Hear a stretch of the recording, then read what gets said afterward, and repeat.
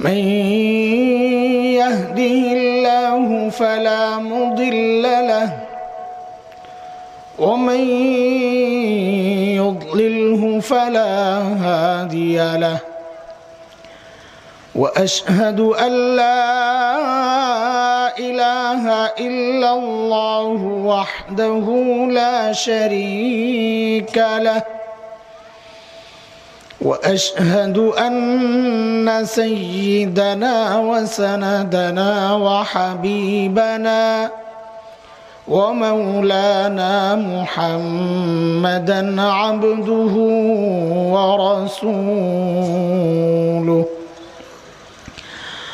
اللهم صل على محمد وعلى آل محمد كما صليت على إبراهيم وعلى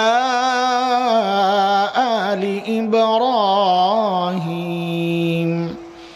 إنك حميد مجيد اللهم بارك على محمد وعلى آل محمد كما باركت على إبراهيم وعلى آل إبراهيم إنك حميد مجيد أما بعد فأعوذ بالله من الشيطان الرجيم بسم الله الرحمن الرحيم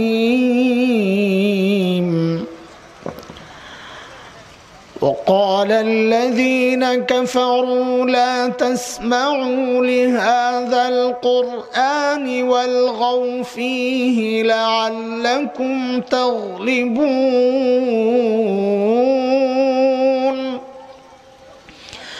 فلنذيقن الذين كفروا عذابا شديدا ولنجزينهم أسوأ الذي كانوا يعملون ذلك جزاء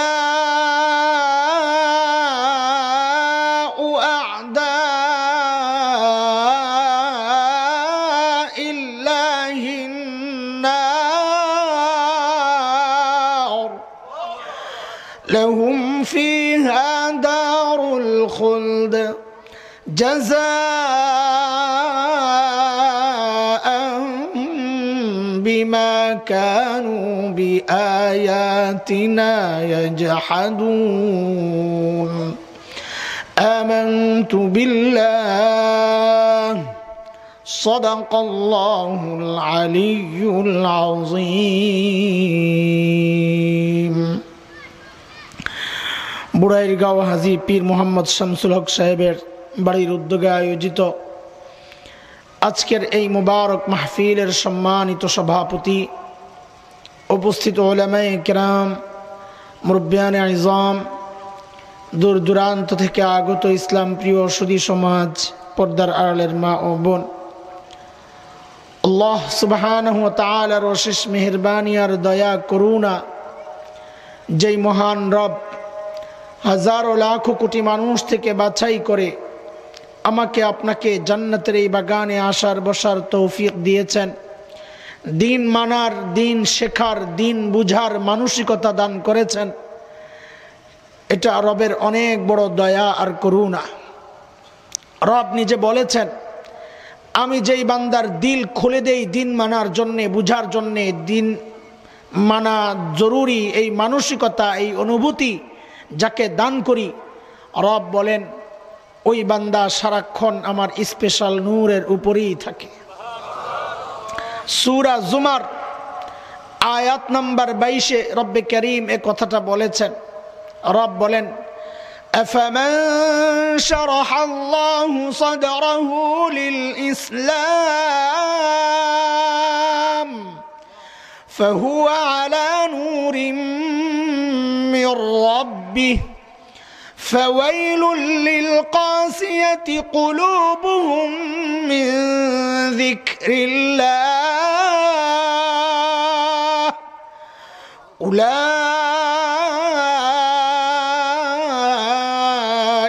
في ضلال মুবিন। এই আয়াতে রব্বি করিম এই কথাটা বলেছেন। মুহতারাম হাজরিন, যে আল্লাহ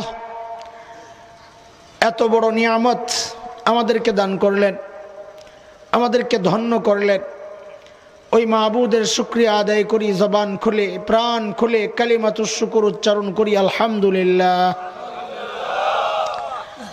সময়ের প্রেক্ষাপটে আপনাদের সামনে আমি 3টা আয়াত তিলাওয়াত করেছি। হামিম আস-সাজদা সূরা 26, 27, 28 নম্বর আয়াত। আল্লাহ যদি তৌফিক দেন তো এই আয়াতের তর্জমা করে কিছু প্রাসঙ্গিক কথা আপনাদের সাথে শেয়ার করব, সময়ের জরুরতকে সামনে রেখে। ভাই, দ্বীনি আলোচনা একই রকম হবে না। কেউ তো কবরের কথা আপনাদেরকে শোনাবেন, কেউ আসমানের রহমতের কথা আপনাদেরকে শোনাবেন, কেউ সামাজিক প্রেক্ষাপট আপনাদেরকে শোনাবেন, মায়ের খিদমতের কথা শোনাইলেন আমার ভাই বন্ধু হযরতুল আল্লামা সিবগাতুল্লাহ হাফিজাহুল্লাহ।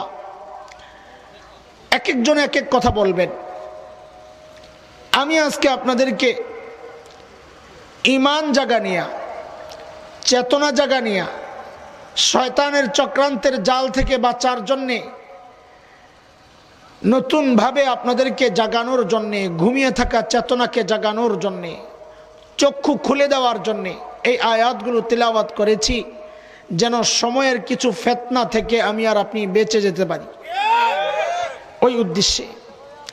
তো এই জন্যে মনোযোগ দিয়ে কথাগুলো শুনবো ইনশাআল্লাহ, সবাই শুনবো ইনশাআল্লাহ।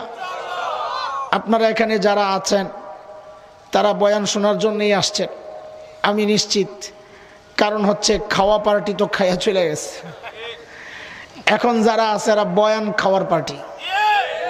আলহামদুলিল্লাহ, এটা আমাদের জন্য একটা প্রশান্তির দৃশ্য। কারণ খাওয়া থাকলে মানুষ যখন থাকে অনেক, তখন ভিতরে ভিতরে খসখস করে। এই যারা বসা এরা কি খাওয়ার জন্যে বসছে না ওয়াজ শুনতে বসছে? কিন্তু যখন খাওয়া শেষ হয়ে যায় তখন আমরা বুঝে নেই, আর প্রশ্নের দরকার লাগে না যে খাওয়াইনা পার্টি তো গেছেই গা, এখন যারা আছে সবাই ওয়াজ শোনার জন্যই আছে। খালেস খাঁটি লোকরাই এত রাত পর্যন্ত বসে আছে। আল্লাহ তাআলা আপনাদেরকে এর জাযা উত্তম বিনিময় দান করেন, আমিন। আয়াত 3টার তরজমা একটু শুনেন। রব বলতেছেন, যারা কাফির তারা বলে, লা তাসমাউ লিহাযাল কুরআন ওয়ালগাউ ফীহ, এই কোরআন শুনবা না এবং কোরআন কেউ পড়লে সেখানে হট্টগোল তৈরি করবা। কেন? বলে তাইলে তোমরা যা চাও ওই কাজে কামিয়াব হবা, তোমরা জয়ী হবা। কি আনছে? চা না, চা খাবো না, আমি বয়ানে চা খাই না। হ্যাঁ, এটা আমার প্রত্যেকের নিয়ম থাকে, এটা আমি আমার নিয়ম বানাই নিছি, বয়ানের সময় চা খাই না। কারণটা শুনালেন, নাহলে কমেন বেটা চা খায় না কি জন্যে।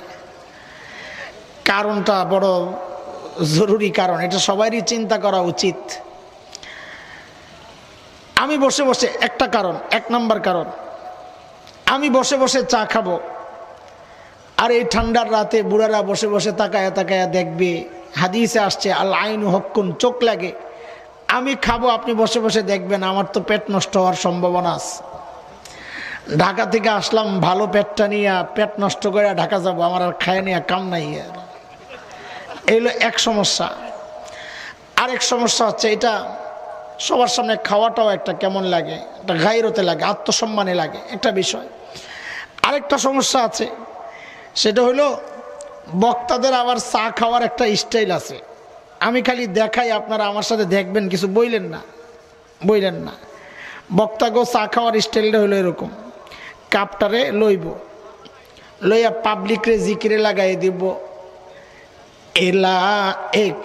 লাইলানা কি কথা বলে না, এ একটা লাগায়, ইয়া উঠায়, তাল উঠায়, ইলাহা এটা বইলা চায়ের। এই ফাঁকে পাবলিক বলে ইল্লাল্লাহ, তো হুজুর আবার ফেরত আসে আইসা ইলাহা পাবলিক বলে ইল্লাল্লাহ, হুজুর বলে না কিন্তু। ইল্লাল্লাহ কে বলে? আরে বুঝেন বুঝেন, আমার কথা অনেকের পছন্দ হয় না ভাই, আমি জায়গায় হাত দিই, গোড়ায় হাত দিই। ইল্লাল্লাহ বলে পাবলিক, হুজুর বলে লা ইলাহা। বলেন আপনারা কালিমা, ওলামায়ে কেরাম আছেন, কালিমা এইভাবে কবে আসছে যে ভাগে জাগে পড়বা, তুমি অর্ধেক আমি অর্ধেক, আছে নাকি? সমস্যা তো আসলটা রয়ে গেছে, ওটা তো এখনো কই নাই। কোনটা? এই যে হুজুর লা ইলাহা বইলা চলে গেলেন চা খাইতে, ওই চা টান দিয়া এই অবস্থায় মরতে পারে কিনা? সম্ভব কিনা? যদি ওই অবস্থায় মারা যায় তো কি বইলা মারা গেল? লা ইলাহা, কোনো মাবুদ নাই। দেখছেন অবস্থা? আইসে বেটা ওয়াজ করার জন্য বেঈমান হইয়া কবরে যাবে। আমার ইমানও নষ্টের দরকার নাই, আমার পেটও নষ্টের দরকার নাই, যা যায় গলার উপরে দিয়া যাক, এটা এমনি ভাড়াবাস, এটারে চা খাওয়াই আর কি করবো। প্রত্যেক দিন রাত্রে ভাঙ্গে, আবার এরপর দিন সোজা হয়, আবার রাত্রে ভাঙ্গে, এরপরের দিন সোজা হয়। এমনি তো আল্লাহ চালাইয়া নিতেছে। আল্লাহ যদি ফাটাবাস দিয়া কাম চালায়, তুমি চা খাওয়াইয়া এটারে কি করবা? কথা বলেন। সব কার ইশারা? কার? আমার রবের। রব ফাটাবাস দিয়া কাম চালাইতেছে, বাস আলহামদুলিল্লাহ। মুহতারাম হাজরিন, আয়াতগুলোর তরজমা শুনেন। এক নম্বর আয়াত, وقال الذين كفروا لا تسمعوا لهذا القرآن والغوا فيه لعلكم تغلبون।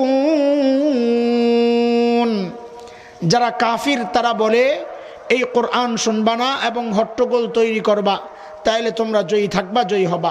এক নম্বর আয়াত। এই আয়াত আর এই বক্তব্যের জবাবে আল্লাহ দুইটা আয়াত নাজিল করছেন।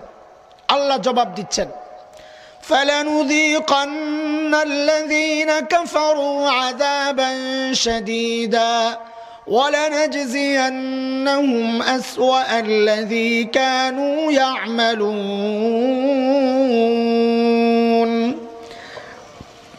আল্লাহ বলতেছেন, যারা কাফির আমি আল্লাহ অবশ্যই অবশ্যই তাদেরকে কঠিন শাস্তি ভোগ করাবো, এবং তাদের এই অপকর্মের শাস্তি আমি আল্লাহ অবশ্যই তাদেরকে কড়ায় গন্ডায় বুঝিয়ে দিব, পুরাপুরি বুঝিয়ে দিব।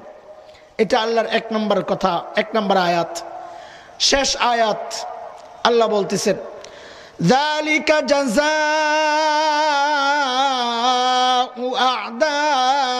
আ'দাইল্লাহিন নার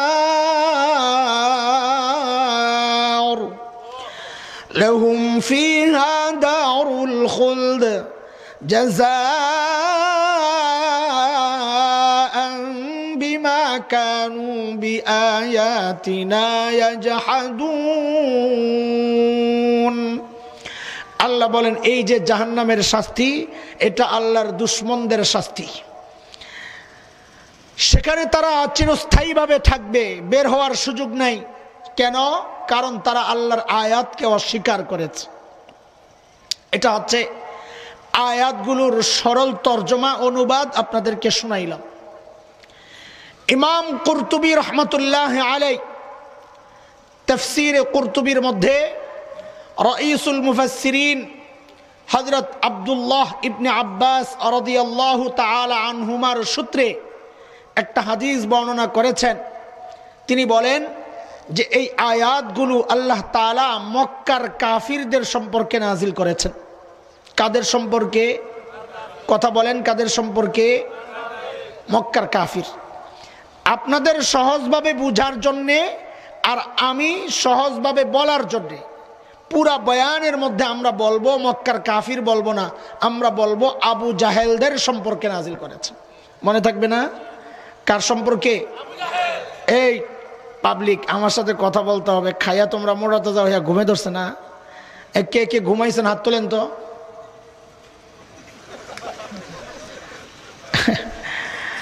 ঘুমান নাই না? তো কথা বলবেন, কথা বলবেন। কথা কেন বলবেন এটাও বুঝা নেন। যুক্তি সমস্ত কথা সব বুঝা বুঝা আগান, না বুঝা আগানোর দরকার নাই, একদম সব ক্লিয়ার করে আগান। আমার সাথে কথা কেন বলা লাগবে? বলে আপনি ঢাকা থেকে আসছেন আমাদেরকে কথা শোনানোর জন্যে, আমরা কেন কথা বলবো? এটা অনেকে বসে বসে চিন্তা করতেছেন না? হ্যাঁ, কথা কেন বলবেন এটা বুঝেন। আপনাদের এলাকায় দৌড়ায় কি দিয়া, হাত দিয়া না পাও দিয়া? হ্যাঁ জোরে বলেন, আরেকবার বলেন। পাও দিয়া। তাহলে তো ঢাকার সাথে মিলই আছে, ঢাকা তো পাও দিয়েই দৌড়ায়।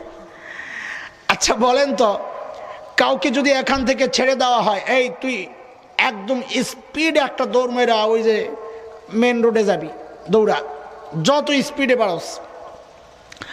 খুব স্পিডে দৌড়াইল, রাস্তায় ওঠার পর তার হাত দুইটা বেঁধে দেওয়া হয়েছে। বেঁধে বলা হলো যে এইবার ওই আগের মতো স্পিডে ফেরত যা জায়গায়, পারবে? হাত বাঁধার পর আগের স্পিডে দৌড়াতে পারবে? কেন পারবে না? হাত দিয়া তো আর দৌড়ায় না, দৌড়ায় তো পাও দিয়া। দৌড়ায় কি দিয়া? তো স্পিড কেন কমে গেল? হ্যাঁ, এটাই হলো লজিক, এটাই হলো বুঝার বিষয়, যে হাত দৌড়ায় না ঠিক, কিন্তু পাও যখন দৌড়ায় হাত কিন্তু চুপ থাকে না, হাত পায়ের সাথে এইরকম এরকম করে। এইরকমের অর্থ বুঝেন? এইরকমের অর্থ হইল হাত পাওকে বলে তোমার সাথে আমরাও আছি, জলদি চলো জলদি চলো। পাও যখন হাতের এইরকম একটু সাপোর্ট পায়, পায়ের গতি যায় বাইরা। কথা ঠিক কিনা? ও দোস্ত, বয়ান তো বক্তাই করবে, পায়ের ভূমিকায় তো বক্তাই থাকবে, কিন্তু আপনি যদি চুপচাপ থাকেন বক্তার স্পিড কমে যাবে। আপনি আমার সাথে কথা বললে, হাতের ভূমিকা নিলে, আমিও ওই পায়ের মতো আমার দৌড়ের স্পিড বেড়ে যাবে ইনশাআল্লাহ। এইবারও চুপ থাকবেন? এটাও তো আস্তে আস্তে কইছে, কথা বলবেননি আপনারা? মাশাআল্লাহ মাশাআল্লাহ। তো আয়াতগুলো আল্লাহ তাআলা কাদের সম্পর্কে নাজিল করেছেন? আবু জাহেলদের সম্পর্কে। খালি আবু জাহেল না, আবু জাহেল গং, আবু জাহেলদের সম্পর্কে নাজিল করেছেন। আচ্ছা, মূল কথায় ঢোকার আগে আরেকটা বিষয় ক্লিয়ার করে নেই। আমি ওই সোজা সাপটা ডাইরেক্ট বয়ানে ঢুকতে পারি না, এটা আমার বদ অভ্যাস, আগে বলে নেই। আমার লম্বা একটা ভূমিকা সাজাইতে হয়, কারণ আমার আলোচনা নির্দিষ্ট, উড়াধুরা আলোচনা আমি পারি না। আপনাদেরকে খুশি করার জন্যে ওই নানান দুনিয়ায় ঘুরে টুরে আইলাম, আপনি খুঁজেই পাইলেন না কোন বিষয়ে আলোচনা হয়েছে আজকে। ভালো লাগছে, গলা সুন্দর, গান টান গাইছে, ভালো লাগছে, কিন্তু নির্দিষ্ট বিষয়ে আলোচনা করা, ওই যে আমার ভাই আলোচনা করছেন ইবাদতের উপর, শিরক মুক্ত ইবাদত, মা বাবার খিদমত, একটা নির্দিষ্ট বিষয় তো আছে, কিন্তু আলোচনার শেষে অনেক জায়গায় বোঝা যায় কোন বিষয়ে যা আলোচনা চলছে খবর নাই, বক্তাও জানে না, শ্রোতাও জানে না। বড় মুশকিল এটা, কিন্তু ওই বয়ান করা সোজা, ওই বয়ান সোজা। যারা বয়ান করে তারা জানে ওই বয়ান সোজা। নির্দিষ্ট বিষয়ের আলোচনা করলে এটার জন্য ভূমিকা সাজাইতে হয়, না হয় আপনি বুঝবেন না। আগে মাঠ তৈরি করতে হবে, এরপর বীজ বপন করতে হবে। আমি আগে মাঠ তৈরি করব। এটার জন্য একটা উদাহরণ দেই আমি, বুঝেন। উদাহরণটা হচ্ছে, বাড়িতে মেহমান আসছে, তো মেজবান বাড়িওয়ালা হোস্ট, সে বলে এই আমি একটু বাজারে যাব, গোবিন্দগঞ্জ বাজার। আরে কি মাছ, আপনাকে বাজারে যে কি মাছ ওঠে, সুবহানাল্লাহ, এই বাজার না? আমি মাঝে মধ্যে যখন মাহফিলে যাই সন্ধ্যার দিকে, তখন ওই মাছগুলো দেখতে দেখতে লোভে যায়, যে এইবারটা এই মাছ কিনছে এবারের পেটেও শুকবো নিশ্চিত। আমি যেমনি তাকাইছি মাছের দিকে, কিন্তু আফসোস আমি যখন ফেরত যাই আর এইবার থাকায় না, নাইলে কিন্না ঢাকা নিয়ে যাইতাম তখন জায়গা। তো বলে গোবিন্দগঞ্জ বাজারে যাব, তো মেহমান বলে ভাই আমিও যাব, কই চল। তো বাজারে গিয়া মেজবান বাড়িওয়ালা একবার চালের দোকানে গেছে, একবার ডালের দোকানে, একবার তেলের দোকানে, একবার মাছ, একবার গোশত। তো মেহমান বলে আরে ভাই তুমি এত দোকানে কেন ঘুরো? তো মেজবান কি জবাব দেয়? মেজবান জবাব দেয়, ভাইরে আমি কোন কোন দোকানে ঘুরি এটা তোমার বিষয় না, তুমি দেখবা দস্তরখানে খানা ঠিক আছে কিনা। কথা ঠিক কিনা? তোমার এখনকার জিম্মাদারি হচ্ছে তুমি আমার পিছনে পিছনে চলবা, নাইলে বাজারে অনেক অলিগলি আছে, তুমি হারাইয়া যাবা। তোমার দায়িত্ব হলো তুমি আমারে ফলো করে আগাও, যেন হারাইয়া না যাও। তো আমিও বলি বয়ানের মধ্যে এই কথাটা, ভাইরে আমি বয়ানের আগে বাজারে ঘুরবো, বাজারে বাজারে বুঝেন নানান জায়গায় ঘুরবো, একবার চালের দোকানে, একবার ডাল, একবার তেল। আমি এত জায়গায় কেন ঘুরি এটা আপনার বিষয় না, আপনি আমার পিছনে পিছনে চলতে থাকেন, আপনি দেখবেন সময় মতো দস্তরখানে খানা ঠিক আছে কিনা। জায়গা মতো কি বলতে চাচ্ছি এটা লাস্ট ফিনিশিং দিব যখন, তখন আপনি বুঝবেন হারে বেড়া এতক্ষণ এই কথাগুলো আমাদেরকে কেন শোনাইছে কষ্ট করে। এখন কিন্তু আমি বাজারে ঘুরবো, আমার সাথে বাজারে যাইবেন তো ইনশাআল্লাহ? মাশাআল্লাহ। পোলাপাইন কিছু কিছু মেরা মেরা হয়ে বয়ে রয়েছে, জুয়ান পোলাপাইন তোরা কথা কস না কেন, কথা কবি আমার সাথে জোরে জোরে, ক্যাসকে আওয়াজ তো আসে না, বুড়াগো আওয়াজ আসে, তোকে আওয়াজ আসে না বেটা। আমি তো জেহাদ করুন তো করে লইয়া, তো তোরা চুপচাপ থাকলে আমার জেহাদ চলবো কাগরে লইয়া। আল্লাহ দোস্ত বলছিলাম এই আয়াতগুলো আল্লাহ তাআলা কাদের সম্পর্কে নাজিল করছেন? আবু জাহেলদের সম্পর্কে। বক্তব্যটা কি? বক্তব্যটা হচ্ছে দুইটা কথা। এক নাম্বার, নিজে কোরআন শুনবা না। দুই নাম্বার, কাউকে শুনতে দিবা না। এটা হচ্ছে মূল কথা। কথা কি? নিজে শুনবা না, কাউকে শুনতে দিবা না। এটা হচ্ছে এই দুইটাই কথা। মূলত এই বক্তব্যটা আবু জাহেলদের না, মূলত বক্তব্য হচ্ছে ইবলিসের। কার? মূলত বক্তব্য কার? ইবলিসের। ইবলিস প্রত্যেক যুগের আবু জাহেলদেরকে দিয়া এই বক্তব্যটা দেওয়ায়। কেন? কারণ ইবলিসের চূড়ান্ত টার্গেট হচ্ছে বান্দাহকে রব থেকে বিচ্ছিন্ন করা। দলিল এটা যে ইবলিসের টার্গেট, এটার দলিল হচ্ছে কোরআনে কারীমের সূরা আরাফ আয়াত নাম্বার 16, 8 নম্বর পারা, হাফিজি কোরআন শরীফের 11 নম্বর পৃষ্ঠা, 5 নম্বর লাইন। ইবলিসের বক্তব্য আল্লাহ আমাদেরকে জানাইয়া দিয়েছেন। ইবলিস কি বলে? ইবলিস বলে, قال فبما أغويتني لأقعدن لهم صراطك المستقيم।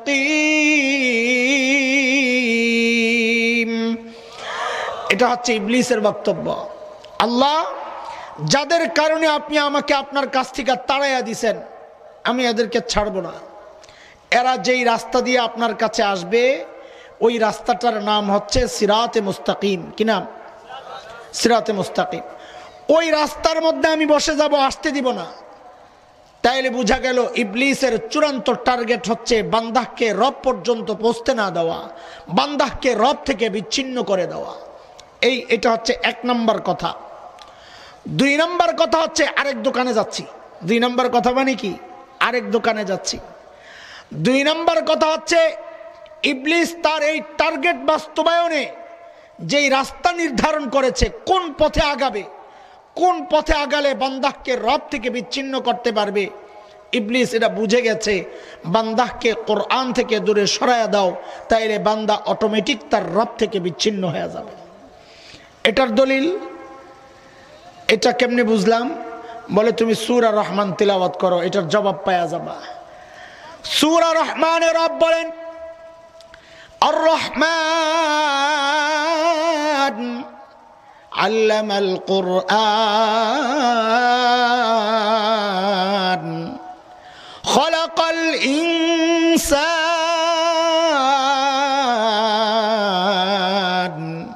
আয়াত কয়টা? আরো জোরে কয়টা?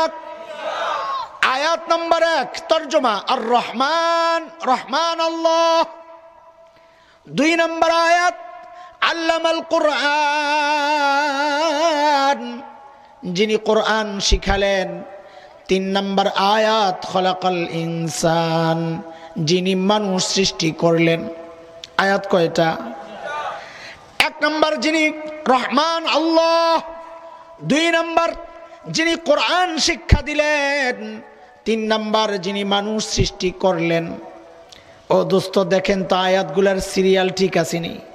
1 নম্বর রহমান আল্লাহ, 2 নম্বর যিনি কোরআন শিখাইছেন, 3 নম্বর মানুষ সৃষ্টি করছেন। আপনারা বলেন এইবার, আমি আর আপনি দুনিয়ায় আগে আসছি না আগে কোরআন শিখছি? দুনিয়ায় আগে আসছি। আমি দুনিয়ায় আগে আসছি, বড় হয়েছি, তারপরে কোরআন শিখছি। কোরআন শিক্ষা পরে দুনিয়ায় আসা। আরে কথা বলেন না?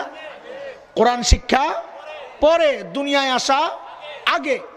অথচ আল্লাহ তাআলা কোরআন শিক্ষার ব্যাপার আনলেন 2 নম্বরে, মানুষ সৃষ্টির ব্যাপার নিলেন 3 নম্বরে। সিরিয়াল এই আকপিস আল্লাহ কেন করলেন? প্রথম জবাব তো এটা।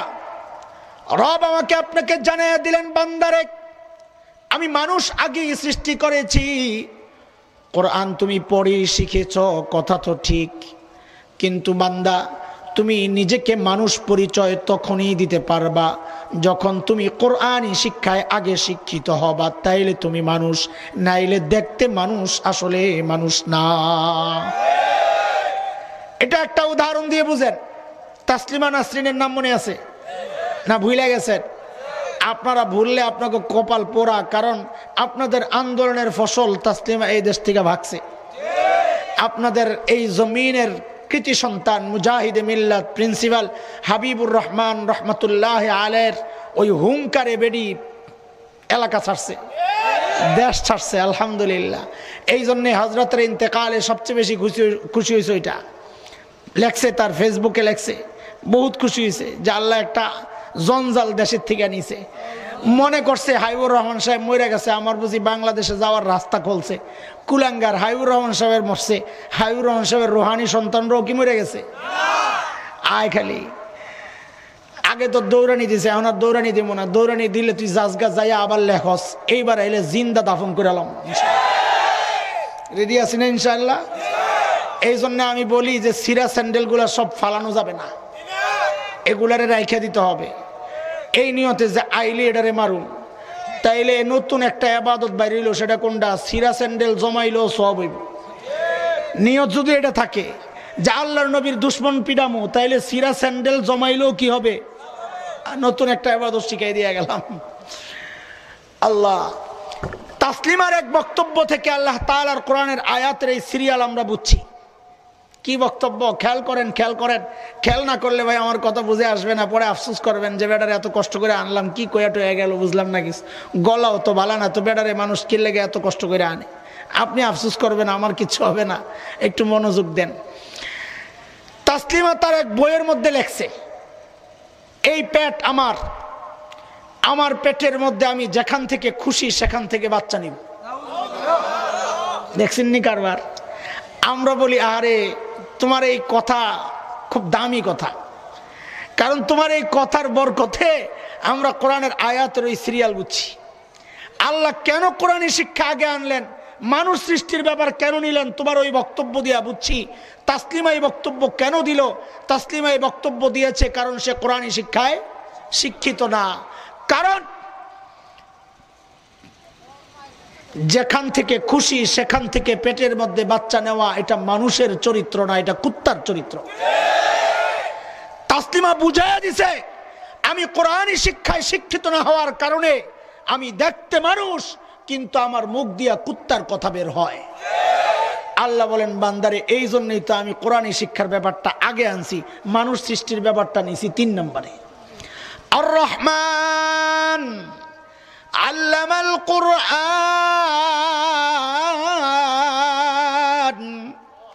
খলাকাল ইনসান।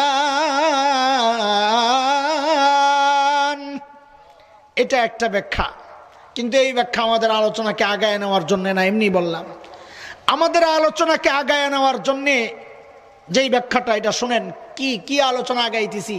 শয়তান বুঝেছে রব থেকে বান্দাকে বিচ্ছিন্ন করার রাস্তা হইল বান্দাকে কোরআন থেকে বিচ্ছিন্ন করে দাও। ওই কথা কিন্তু মনে রাখেন। আয়াতগুলাকে উপর থেকে নিচের দিকে সাজান, উপরে আর রহমান, মাঝখানে আল্লামাল কোরআন, নিচে খালাকাল ইনসান। উপরে রহমান, মাঝখানে কোরআন, নিচে ইনসান। রব জানায়া দিলেন বান্দারে, আমি রহমান উপরে, তুমি ইনসান নিচে। আমি রহমানের রহমত যদি তুমি মানুষ পর্যন্ত আনতে চাও, দুনিয়ার কোনো তন্ত্র মন্ত্র সিস্টেম কাজ হবে না। রাস্তা একটাই, রহমান আর বান্দার মাঝখান দিয়া কোরআনকে ঢুকায়া দাও। কোরআন পড়বা, রহমানের সাথে সম্পর্ক হবে। কোরআন ছাড়বা, রহমান থেকে বিচ্ছিন্ন হয়ে যাবা। কথা বুঝে আসছেনি আপনাদের? তাই শয়তানের চূড়ান্ত টার্গেট বান্দাকে কোরআন থেকে দূরে সরানো। কিন্তু শয়তান বড় বাটপার, বাটপাররা কোনোদিন মানুষকে এক পদ্ধতিতে ধোঁকা দেয় না। বাটপার এক পদ্ধতিতে ধোঁকা দিলে ধরা পড়বে না? বুঝেন, একটা উদাহরণ শোনাই, একদম ক্লিয়ার ভাবে বুঝেন। মনে করেন আমি অত যোগ্য মানুষ না, কিন্তু আপনারা মনে করেন যে আপনারা আপনাদের ওস্তাদের ক্লাসে বসে আছেন, ওইভাবেই শোনেন। বুজুর্গ ওলামা একরাম বাদ, ওনাদেরকে আমি পড়া শোনাই। যারা বড় আলেম আছেন, বুজুর্গ মুরব্বী, আমি সব জায়গায় বলি যে আমার শ্রোতা তিন শ্রেণী। আমার শ্রোতা তিন শ্রেণী। এক শ্রেণী যারা আলেম, আমি তাদেরকে পড়া শোনাই, আমি যা পড়ছি যা বুঝছি ঠিক আছে কিনা, এই হলো এক শ্রেণীর শ্রোতা। আরেক শ্রেণীর শ্রোতা হচ্ছে আমার লেভেলের ওলামা একরাম যারা আছে, তাদের সাথে আমি গ্রুপ স্টাডি করি, তাকরার বলি আমরা আরবিতে। একজনকে আরেকজনে পড়া শোনাই, ভুল ত্রুটি শুধরাইয়া দেয়, আমি আবার শোনাই, সে আমারে শোনায়। এটা হচ্ছে এক শ্রেণী। আরেক শ্রেণী হচ্ছে সাধারণ মানুষ, আমরা কি পড়লাম কি শিখলাম আপনারাও একটু জানেন। তো দোস্ত মনে করেন ক্লাস চলতেছে, তাকরার চলতেছে, হ্যাঁ, মনে করে ওই খেয়াল করে বুঝেন, ইনশাল্লাহ ভালো লাগবে। একটা গল্প শোনাই আপনাদেরকে বিষয়টা বোঝার জন্য। দেখেন আমি কিস্সা কুস্সা বলি না, আমি মানে সব সময় চিন্তা করি মানুষকে কোরআনের মজা খাওয়ায় দাও। এই কিস্সা বইলা সময় নষ্ট করার সময় নাই আমাদের, কিন্তু কোরআন বুঝাইতে গেলেও মাঝে মধ্যে এই কিস্সা শোনাইতে হয়। এই জন্যে বলা, এক চোর গেছে এক বুড়া বেটার বাড়িতে চুরি করার জন্যে। কার বাড়িতে বলেন? কার বাড়িতে? বুড়া বেটা, বুঝেন তো? আচ্ছা, এখন বুড়ারা মনে মনে বলতেছে যে হুজুর আমগো কথা কি জন্য বললেন মাঝখান দিয়ে, এটা না বললেও তো হইতো। এক বাড়িতে চুরি করতে গেছে, এটা বললেও তো হইতো, আপনি মাঝখান দিয়ে বুড়া বেটা এই কথাটারে লাগায় আম করে বেজ্জতি করলেন। না কাকা, বিষয়টা ওইটা না। চোরারা এখন বড় বাটপার, চোরারা এখন জুয়ান পোলাপাইনের বাড়িতে চুরি করতে যায় না, কারণ চোরারা বহু বাড়িতে যায় ধোকা খাইছে। জুয়ানদের বাড়িতে চুরি করতে যাই দেখে জুয়ান পোলাপাইন রাত্রে হুইয়া হুইয়া ফেসবুক চালায়। কি শুয়ে শুয়ে কি চালায়? ফেসবুক চালায়, ঘুমায় না দিনে সারা রাত। এই জন্য চোরারা আর জুয়ান পোলাপাইনের বাড়িতে চুরি করতে যায় না। খামাখা এগুলা ঘুমায় না, চুরি করলে ঘুম লাগে না। তো এখন চোরারাও চালাক হয়ে গেছে, খোঁজে কোন বাড়িতে বুড়া আছে। চোরারাও জানে না বুড়াও ফেসবুক চালায়। বুড়ার ফেসবুক কি? কম্বল বুড়ো দিয়া ফানসাবা, এটা হলো বুড়ার ফেসবুক। এক একজনের এক এক সিস্টেমের ফেসবুক। আরে বুঝো না তোমরা কথাবার্তা আমার? তো এক চোরা গেছে এক বুড়ার বাড়িতে চুরি করার জন্যে। বুড়াই তো ফেসবুক চালাইতেছে, ওই যে মানে কম্বল মুড়ো দিয়া কি খায়, পানসাবায়। চোরাই তো মনে করছে বুড়া ছাঁচায় ঘুম, যাইয়া সব যা পাইছে এগুলারে সুন্দর করে গাঠটি বাঁধছে। গাঠটি বাইন্দা এগুলারে নিয়া উঠানের মধ্যে, উঠান বুঝেন সামনের আঙ্গিনারে কি বলে, উঠানের মধ্যে নিয়ে রাখছে। মানে জামা টামা গায়ে দিয়া সুন্দর করে পার পাইবো আর কি। জামা তো গায়ে দিয়ে রেডিমেডি হইব আর কি, লঙ্গি টঙ্গি ঠিক করে। চাচাই তো এই অপেক্ষাই ছিল, ঘরে ধরে নাই, কারণ ঘরে ধরলে চিৎকার দিলে তো কেউ শুনবে না, কিল টিল দিয়ে যাইব গা। উঠানে ধরলে চিৎকার দিলে আশেপাশের মানুষ দৌড়ে আসবে। চাচাই ওই ইয়াতে রয়েছে, যেই না চাচা ওই চোরে উঠানে গেছে, চাচাই কপ করে যায় ধরছে। চোর তো আজীব চোর, চাচাই ধরছে, চোর লড়ে চড়ে না, একদম চাচার মুখের দিকে তাকায় রয়েছে। আগেরকার দিনের চোররা তো খালি গায়ে চুরি করতে যাইতো, তেল মাইখা, যাতে ধরলে পুত করে বেরিয়ে যায়। আর এখনকার চোরারা কি করে জানেন? মাথায় তেল মাখে, মাথাটা যেন ঠান্ডা থাকে, বুদ্ধি করে বাইরে যায়। তো ওই চোরা মাথায় তেল মাখছে আর কি। চাচাই যখন ধরছে, চোরাই লড়ে চড়ে না, চাচার মুখের দিকে তাকায় রয়েছে। চাচাই ব্যাক করে গেছে, কোন চোরে ধরলাম? কিরে তাকায় রয়েছিস কেন? ওইটাই তো চিন্তা করতেছি, কই আসলাম আমি চুরি করার জন্য। কই আসছস? কয় বাজান কি বলবো, কপাল আমার, আপনারে না পুরা আমার আব্বার মতো দেখা যায়। চাচার পোলা থাকে বিদেশ, বহুদিন থেকে আব্বা এটা শুনে না। চোরার মুখে আব্বা শুই নাই তো বাবা তো কলিজায় যায় লাগছে, দিলটা নরম হয়ে গেছে। তাও ভাব লইতেছে, তো চুরি করতে আইসস কেন? এটাই চিন্তা করতেছে, আমারে পুলিশের কাছে দেন। কয় তো চল। একটু হাইটা সামনে গিয়ে কিরে, কয় শীত লাগতেছে। কয় তো শীতের রাতে তুই শীতের কাপড় ছাড়া আসছিস কেন? কয় বাজান আমি কি শীতের কাপড় ছাড়া আইছিলাম? আমি তো চাদর টাদর গায়ে দিয়ে আইছিলাম, কিন্তু ওই মাল গুছাইতে চাদরটা ঝামেলা খুইল্লা ভাঁজ করে আপনার ঘরে রাখছিলাম, মনে করছিলাম গাট্টিটা রাইখা চাদরটা আনতে যাব, এর মধ্যে আপনি ধরলেন। বাজান রে যদি একটু সুযোগ দেন চাদরটা লই আই, নাইলে পুলিশে আমার হাজতে ফালাই রাখবো সারা রাত, আমি শীতেই বেড়ে যাব। চাচার তো এমনি আগের থেকে দিল নরম হয়ে গেছে আব্বা কওয়ার কারণে। তো কয় যা তাড়াতাড়ি যায় চাদরটা লই আয়। ঘরে গেছে সরে, ঘরে যাওয়ার পর চাচাই কয় কিরে খুঁজা পাস না, লাইটটা জ্বালায় এলো, কে কোনো কথা টথা নাই, জবাব টবাব নাই। চাচায় অনেকক্ষণ অপেক্ষা করে ঘরে গেছে, যাইয়া লাইট জ্বালাইয়া দেহে, হায় রে আল্লাহ, যে কম্বলটা গায়ে দিয়া কাকায় ঘুমাইছিল সোরা ওই কম্বলটা লইয়া আরেক দরজা দিয়া বের হয়ে গেছে। চাচায় মনে মনে চিন্তা করে, তুই আমার ঘরে আবার আবি, গাঠটি তোরা রেখে গেছস, তুই আবার আবি, রাখ, এইবার তোরে ধর্ম যা করে আল্লাহ। সোরায় মনে মনে চিন্তা করছে, আরে চাচারে তো ধোকা দেওয়া যায়।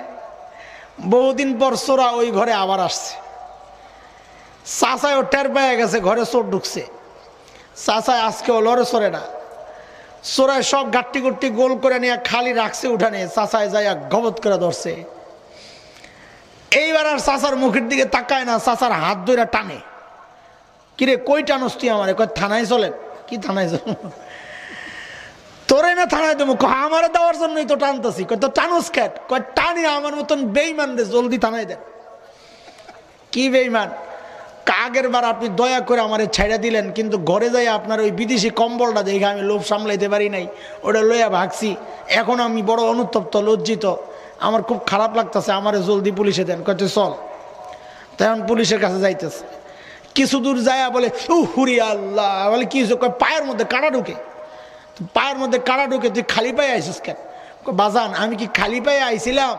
আমি তো জুতা পায়ে দিয়ে আইছি, কিন্তু জুতা চটচট আওয়াজ হয়, এই জন্য জুতাটি আপনার ঘরে খুললা এরপরে গাঠি বানছি। ও তুমি আবার জুতা আনতে যাইয়া পালাইবা? না না, এই জন্যই তো বলতে চাই না, আমি আর যাবো না। তাহলে এখন কি করা? আমি দাঁড়াই একটু, যদি আপনি কিছু মনে না করেন আপনি যান। চাচারে কয় আপনি যাই জুতাটা লয়ে আন। তো চোরাই গাঠটির সামনে দাঁড়াইছে, চাচাই গেছে জুতা আনতে। চাচাই জুতা লইয়া আয়া দে, কি জুতা? জুতা খুঁজা পায় না, জুতা তো আনি নাই। ঘরের থেকে জুতা টুতা খুঁজা আয়া দেয়, হায় হায়, গাঠটিও নাই, চোরাও নাই। ঘটনাটা বুঝছেন কিছু?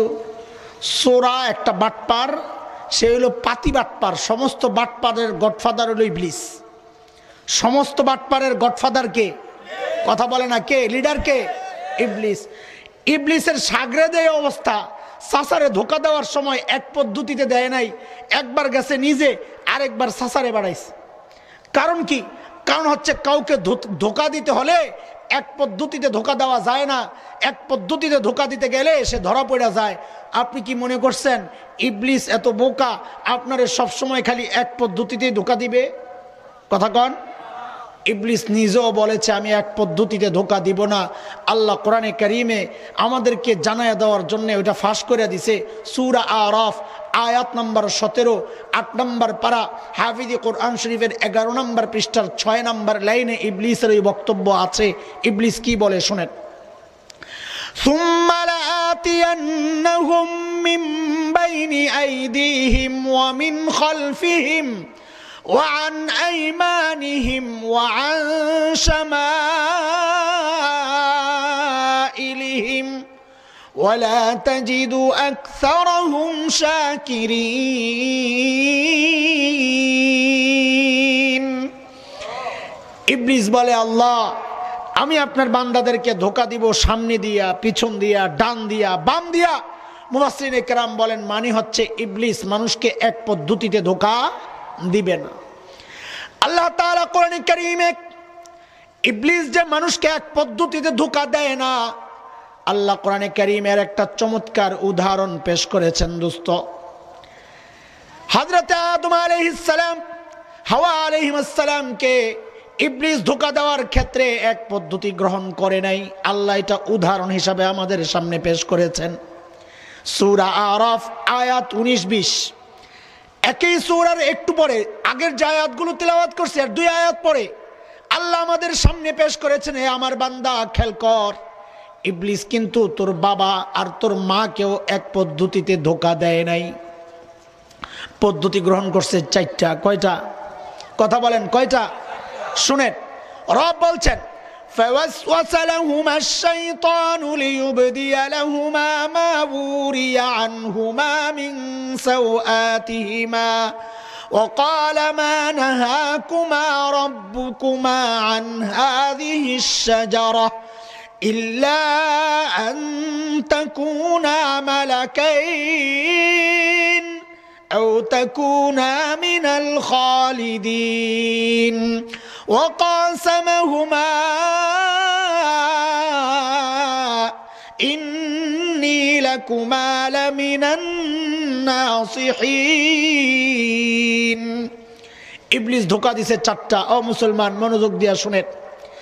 এক নম্বর ধোঁকা, মা নাহাকুমা রাব্বুকুমা আন হাযিহিশ শাজারা, আল্লাহ আপনাদেরকে এই নির্দিষ্ট গাছের ফল খাইতে নিষেধ করেছেন। এইরকম আরো গাছ যেগুলো আছে এগুলো তো নিষেধ করেন নাই। মারেফার নাকেরার পেজ দিছে, আলেমরা বুঝেন, সাধারণ মানুষ বুঝেন। আপনারা এক লাইনে 10টা কাঁঠাল গাছ। ইবলিস আইসা কি বলে? এক নম্বর ধোঁকা, বলে আল্লাহ আপনাদেরকে এই যে নির্দিষ্ট গাছের কাঁঠাল খাইতে মানা করছেন, আরো যে 9টা আছে ওগুলো তো মানা করেন না, ওটি খান। তা আল্লাহর বক্তব্যের সর্বপ্রথম অপব্যাখ্যা দিল কে? মুফাসসির হুজুরের নাম কি? কথা কয় না। আরে সর্বপ্রথম মুফাসসির হুজুরের নাম কি? ইবলিস। কাজী নামের শুরুতে মুফাসসির, ডবল টাইটেল, অমুক টেলিভিশনের ভাষ্যকার, 5 তলা টুপি, ইয়া হাবাকাবা দেখেই কাইতে যায় না মিয়া। সর্বপ্রথম তাফসীর করছে এই বেটার নাম কি? আপনাকে তো পেট দেখলেই শান্তি। বড় পেট মনে করে বড় হুজুর, বড় টুপি মনে করে বড় হুজুর। আরে বড় পেট দেখা যদি শান্তি না হয় তো দেওয়ানবাগির কাছে মানুষ কেন যায়? আমি আর বুঝে আসে না। শুধুমাত্র পেটটা দেখেই যায়, ভিতরে আলেম কালাম তো কিচ্ছু নাই। পেটটাও কত বড়! সুবহানাল্লাহ, আল্লাহু আকবার। আমার এক দোস্ত বলে কি জানেন? কয় দোস্ত, হ্যাঁ কিন্তু এক বিপদ থেকে বাইচা গেছে। আমি কি বিপদ? এখন বর্তমানে কত গ্যাঞ্জাম দেখো না। কি গ্যাঞ্জাম রে? কই যে নামাজের মধ্যে হাত কোন জায়গায় বাঁধবে? আহলে হাদিস ভাইরা বলে বুকে হাত বাঁধবে, আমরা হানাফিরা বলি নাভি বরাবর নিচে। কয় হ্যাঁ এই গ্যাঞ্জাম নাই। আমি কি জন্যে? আরে বেটা হ্যাঁ তো হাতি আয় না, বুকে বাঁধবো না নাভির নিচে, তো হাতি আয় না, এই পর্যন্ত আয়াত আগায় না। আমি কি বেটা খবিসে নামাজই পড়ে না। পাবলিকের আজিব চিন্তা, কিভাবে যায় সমস্ত জাহেল মূর্খদের কাছে। এক নম্বর ধোকায় যখন কাজ হইল না, মুসলমান খেয়াল করো, 2 নম্বর ধোকা মারল, ইল্লা আন তাকুনা মালাকাইন। এই ফল আল্লাহ কেন নিষেধ করেছেন জানেননি আপনারা? এই ফল খাইলে আপনারা ফিরিস্তা হয়ে যাবেন, এটা আল্লাহ চান না। আপনারা খান খাইলে ফিরিস্তা হয়ে যাবেন আমার মতো। কি ভয়ঙ্কর ধোঁকা দিছে আপনারা বুঝবেন না। এই সেম ধোঁকা এখন মাদ্রাসাওয়ালাদেরকে দেওয়া হচ্ছে। ঠিক তো বলছেন না? বুঝা এবার বুঝেন, বুঝার পরে আরেকবার ঠিক করা লাগবে। অগ্রিম তো বইলে দিছেন কি ধোঁকা। ধোঁকাটা বুঝেন কত ভয়ঙ্কর। আহলুস সুন্নাহ ওয়াল জামাতের আকীদা হচ্ছে সমস্ত নবীরা সমস্ত ফেরেশতাদের চেয়ে শ্রেষ্ঠ। বুঝে আসছে কথাটা? তা আদম আলাইহিস সালামকে তো আল্লাহ নবী বানাবেন। আদম আলাইহিস সালাম তো এমনি ফেরেশতাদের চেয়ে শ্রেষ্ঠ। ইবলিস কি লোভটা দেখাইলো? কয় ফল খান আপনি ফেরেশতা হয়ে যাবেন। মানে আদমকে উপরের মর্যাদা থেকে নিচের মর্যাদায় লোভ দিয়া ঢুকাইতে চায়। কথা বুঝে আসছে? এটা বুঝছেন? সেম ধোঁকা দেওয়া হয় মাদ্রাসাওয়ালাদেরকে। কেন? বলে কওমি মাদ্রাসা, বিশেষ করে সিলেবাস পরিবর্তন করেন, সংস্কার করেন। এ মাদ্রাসাওয়ালারা বুঝো, হীনমন্যতায় ভুইগো না। আমাদের পিছনে শয়তান লাগছে, এই ধোঁকা দেয় যে এই সিলেবাস পড়া ডাক্তার হওয়া যাবে না, এই সিলেবাস পড়া ইঞ্জিনিয়ার হওয়া যাবে না। এরে দোস্ত, আমি ডাক্তার হতে যাব কোন দুঃখে? আমি ইঞ্জিনিয়ার হতে যাব কোন দুঃখে?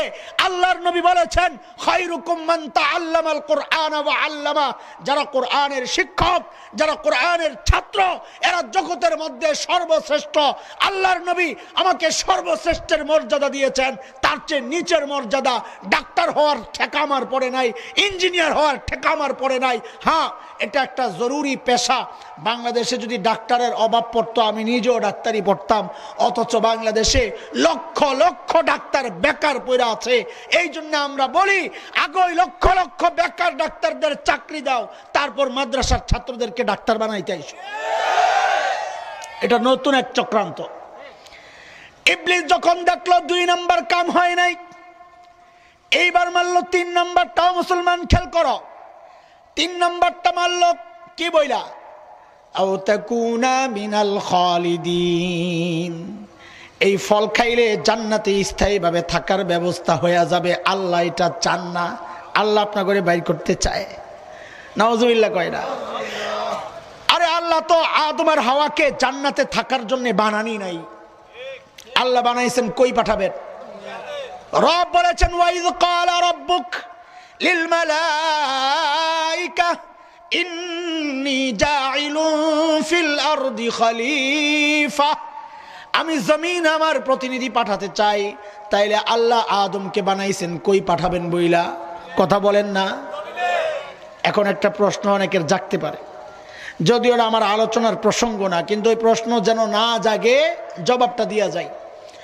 যদি আল্লাহ তোমার হাওয়াকে জমিনে পাঠানোর জন্যই বানায়া থাকেন, তো মাঝখান দিয়ে আবার জান্নাতে ঢুকাইছিলেন কোন কামের জন্য? এত গন্ডগোল লেগে গেল তো এই জন্যে। ডাইরেক্ট জমিনে কেন পাঠাইলেন না? বানাইছেন তো জমিনেই পাঠাবেন, তো ডাইরেক্ট পাঠাইয়া দিতেন। জান্নাত থেকে ঘুরায় আনলেন কি জন্যে? কয় রে দোস্ত শুনেন, জবাবটা শুনেন। সূরা আত-তাওবা আয়াত 111, 11 নম্বর পারা, হাফিজে কোরআন শরীফের 3 নম্বর পৃষ্ঠার 9 নম্বর লাইনে রব্বে করিম আমার আর আপনার কাছে জান্নাত বিক্রির প্রস্তাব করছেন এই বইলা, ইন্নাল্লাহা আশতারা মিনাল মুমিনিনা আনফুসাহুম ওয়া আমওয়ালাহুম বিআন্না লাহুমুল জান্নাহ। আল্লাহ আমার আর আপনার কাছে জান্নাত বিক্রি করতে চান। কে কে কিনতে রাজি? আল্লাহু আকবার, মাশাআল্লাহ। হাত নামান, হাত তো তুলছেন জান্নাত কেনার জন্যে। জান্নাত যে কিনবেন, জান্নাত দেখছেননি আপনারা? তো হুজুরগো কাছে মাসআলা জিজ্ঞেস করেন, কোন পণ্য না দেইখা কিনা জায়েজ আছে নি? তো আপনারা জান্নাত না দেইখাই যে কেনার জন্য রেডি হয়ে গেলেন। এই জন্যে নাস্তিক মুরতাদরা কি বলে জানেন? আমরা নাকি অন্ধবিশ্বাসী, যা শুনি তাই বিশ্বাস করি, না বুঝাই বিশ্বাস করি। আমরা অন্ধবিশ্বাসী? আমরা বুঝা শুনেই বিশ্বাসী, আলহামদুলিল্লাহ বলে। তো কেমনে বুঝা শুনে বিশ্বাস হইলাম? জান্নাত তো না দেখাই কেনার জন্য রেডি। হ্যাঁ, এটাই তো বুঝার জিনিস। আপনাদের এলাকায় মেয়েদেরকে বিয়ে দিলে শ্বশুর বাড়ি দেখার জন্য মেয়ে যায় না গার্জিয়ান যায়? জোরে বলেন না। মেয়ে দুই রকমের। এক রকমের মেয়ে হলো মা বাবার বাধ্য সন্তান, ভালো মেয়ে। এই মেয়ের সামনে বিয়ে শাদীর আলোচনা হইলে মেয়ে শর্মে আরেক ঘরে যাবে গা। কথা ঠিক কিনা? মেয়ে বলবে আমার এগুলার খোঁজখবর দরকার নাই, আপনারা যেখানে খুশি এখানে দিয়ে দেন। আর মেয়ে যদি হয় ওই যে ঢাকার শাহবাগে কিছু স্লোগান কন্যা আছে, রাস্তায় রাস্তায় ঘুরে, মাস্তান, প্যান্ট পরে শার্ট পরে বেড়াগো মতন চলে, এই বেডিরে যদি কয় এই তোর বিয়া ঠিক করতেছি অমুকের লগে, তো বেটি কি করবো? আমারে বিয়া দিবা, আমার পছন্দ অপছন্দ আছে না, আমি এটা খোঁজ খবর লইয়া লই, যাইয়া দেখা লই পরিবেশ, 2-3 দিন থাইকা সব পরীক্ষা করে লই, এরপরে আছে না এরকম মাইয়া? কথা কয় না, হাসে। আমি আপনাদেরকে জিজ্ঞেস করতে চাই, আপনারা মা বাবার বাধ্য সন্তান না অবাধ্য সন্তান? বাধ্য সন্তান। এইবার বুঝেন, আল্লাহ তাআলা তোমার হাওয়াকে দুনিয়ায় পাঠাবেন বইলা বানাইয়া ডাইরেক্ট দুনিয়ায় না পাঠাইয়া জান্নাত থেকে কেন ঘুরাইয়া আনছেন? যেন কিয়ামত পর্যন্ত নাস্তিক মুরতাদরা এই কথা বলতে না পারে যে আমরা জান্নাত না দেখেই কেনার জন্য রেডি। না, আমরা জান্নাত না দেখেই কেনার জন্য রেডি হই নাই, বরং আমরা মা বাবার বাধ্য সন্তান। আমাদের বাবা দেখছেন, আমাদের মা দেখছেন, আমাদের দেখার দরকার নাই। কথা বুঝে আসছিনি? ইবলিস যখন দেখলো 3 নম্বরে কাম হয় না, এইবার ইবলিস টুপি টাপি লাগাইয়া হুজুর হয়ে আইছে ধোকা দেওয়ার জন্য। এটা আখেরি চান্স। বাংলাদেশের রাজনৈতিক নেতারা এটা ভালো করে শিখছে, ইবলিসের এই পলিসি। সারা জিন্দিগি যা ইচ্ছা তাই করো, নির্বাচনের আগে দিয়া টুপি টাপি লাগাইয়া হাসান বসরি হয়ে যাও। কথা ঠিক কিনা? নির্বাচনের আগে দিয়া ঘুমটা ঘুমটা দিয়া রাবেয়া বসরি হয়ে যায়। আরে কথা কোন ঠিক কিনা? অথচ সারা জিন্দিগি মুসলমান আর ইসলামের বিরুদ্ধে আঙ্গুল দেয়। ডক্টর কামাইল্লা সারা জিন্দিগি মুসলমানের বিরুদ্ধে, নির্বাচনের আগে দিয়ে টুপি টাপি লাগায় পড়ছে শাহজালাল ইয়ামানির কবরে। হ্যাঁ, আমরা বুঝি ভাউতাবাজি। কথা কট, কারণ আমরা জানি ইবলিস আখের এই কামটা করছে, হুজুর হয়ে গেছে শেষমেশ। 4 নম্বর ধোঁকা দিল ইবলিস। ওয়াকাসামাহুমা ইন্নী লাকুমা লামিনান নাসিহিন। আমারে ভুল বুঝবেন না, আল্লাহর কসম খায়া বলি আমি আপনাদের হিতাকাঙ্ক্ষী। ওই যে আল্লাহর কসম খাইছে এটা হইল হুজুর সাজা। ভালো মানুষ আল্লাহর কসম খায়া কই আমি আপনাদের হিতাকাঙ্ক্ষী। ওরে দোস্ত, ইবলিস যার হিতাকাঙ্ক্ষী হয় তার আর শত্রুর দরকার লাগে না। ওইটাই তো এখন আমরা বলি, ভারত আর আমেরিকা যার বন্ধু হয় তার শত্রু লাগে না। কথা কোন ঠিক কিনা? আমরা যখন ভারতের বিরুদ্ধে বলি, তাদের নুন খাওয়া কিছু দালাল আছে, আর আম করে কয় ভারত আমগো কত উপকার করছে, তারপরে হুজুররা খালি ভারতের বিরুদ্ধে বিরুদ্ধে কয়। এগুলা সব পাকিস্তানপন্থী রাজাকার। ভারত তো আমগরে অনেক দেয়, তাই না? এই দেওয়ারও একটা কাহিনী আছে, শুনবেন? রাত তো অনেক হয়ে গেছে, আমি তো চাইছিলাম তাড়াতাড়ি আধা ঘন্টা 1 ঘন্টা বয়ান করে শেষ করে দেবো। মানে আপনারা যদি যান না, কি কথা কন না, আপনারা অর্ধেক উঠে গেলে না, আমি খুব তাড়াতাড়ি বয়ান শেষ করা দরকার। আপনারা আস্তে আস্তে যান গা, ঘুমাইবেন না আপনারা? ঘুম দরকার আছে মিয়া, স্বাস্থ্যের জন্য বলো জরুরি। নাইলে না ঘুমাইলে আমার মতন অসুস্থ হয়ে যাবেন, অল্প দিনে বুড়া হয়ে যাবেন। এক আল্লাহর বান্দা, বড় বুজুর্গ, সহজ সরল, একটার ধোকাবাজি বুঝতে পারে নাই, ওইটারে খেলাফত দিয়ে দিচ্ছে। মুরিদে হুজুরের খেলাফত পাইয়া বাড়িতে যাইয়া কালা মুরগি আর কালা ছাগলের ব্যবসা শুরু করছে। কালা মুরগি আর কালা ছাগলের ব্যবসা বুঝেননি আপনারা? হুজুরের কাছে মানুষ বিভিন্ন তদবিরের জন্য আসে, হুজুর ঘরে শান্তি নাই, তখন হুজুর জানায় দেয় একটা কালা মুরগি লাগবে, তাবিজ দেওয়ার জন্য একটা কালা ছাগল লাগবে। আমি এটার নাম দিয়েছি কালা মুরগি আর কালা ছাগলের ব্যবসা। বুঝছেন নি? এইবার হুজুর যায় এলাকায় কালা মুরগি আর কালা ছাগলের ব্যবসা শুরু করছে। এলাকাবাসী চরম বিরক্ত, এর বাটপারি দেখতে দেখতে এলাকা মানুষ অতিষ্ঠ। হুজুরের কাছে ওই খবর আসছে, কারে খেলাফত দিলেন? হুজুর শুই না তো খেলাফত কাইটে দিছে। হুজুর কাটলে কি হবে, মুরিদ তো খেলাফত কাটে না। না, আমার খেলাফত আছে। আয় আল্লাহ, আমি ফেরত দেবো না। তো হুজুর তো খুব এর নিয়ে টেনশন। একদিন হুজুর ওই কই যাইতেছিল, ওই বাড়ির মুরিদের বাড়ির পাশ দিয়া, হঠাৎ মনে পড়ছে আরে মুরিদ না এই এলাকায় থাকে, ভিতরে ভিতরে গলা শুকাইয়া গেছে, আল্লাহ বাটপারে আমারে পাইলে না জানি কোন বিপদে ফেলায়। দুরূদ শরীফ পড়তে পড়তে তাড়াতাড়ি এলাকা ছাড়তেছে, হঠাৎ করে তাকায়া দেখে ওই মুরিদ সামনে। কয় হায় হায়, জেনে বাঘের বয়ানি রাইতো, একটা কথা আছে। মুরিদরে দেখাই তো হুজুরের কলজেত পানি নাই, দুরূদ শরীফ ইস্তেগফার পড়তে পড়তে আগাইতেছে। কাছে আইসা মুরিদ সামনে দাঁড়াইছে, হুজুর সালাম দিছে। হুজুর সালামের জবাব, আমি এখন সময় নাই, আমার তাড়াতাড়ি যাইতে দে। কয় না হুজুর, আপনার কতদিন ধরে আমি চেষ্টা করতেছি আমার বাড়িতে একটু বরকত দিবেন, আপনি আজকে আইসেন যখন, বরকত না দিয়ে আপনি যাইতে পারবেন না, আমার বাড়িতে চলেন। হুজুর তো ডরে শেষ, আমার কোন বিপদে ফেলায়। মুরিদ তো নাসুর বান্দা, আমি ছাড়ুন না হুজুর, আমি আপনার বরকত থেকে বঞ্চিত, মানুষ আমারে গালাগালি করে। টাইনা টুইনা বাড়ি রয়ে গেছে।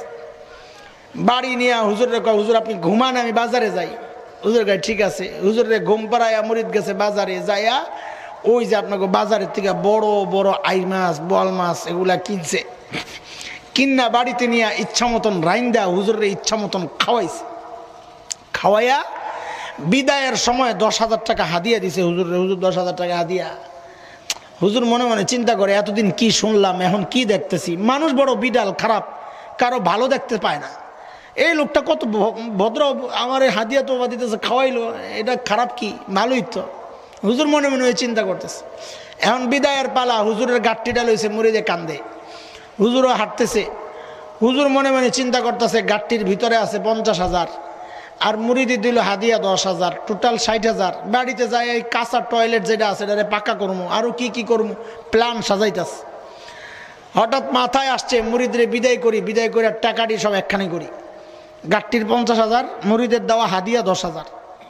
তো মুরিদরে কয়, গাঠটিটা দে, তুই জাগা। তো মুরিদের তো চাইতেছে এটাই।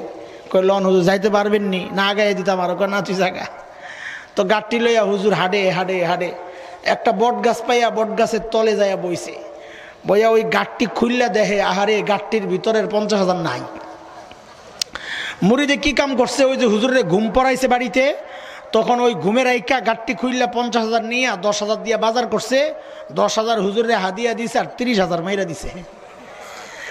এরে দোস্ত, ওই যে ভারত আর আমেরিকা তোমারে মাঝে মধ্যে 10 টাকা দেয়, তুমি মনে করো না এটা নিজেকে পকেটের থেকে দেয়।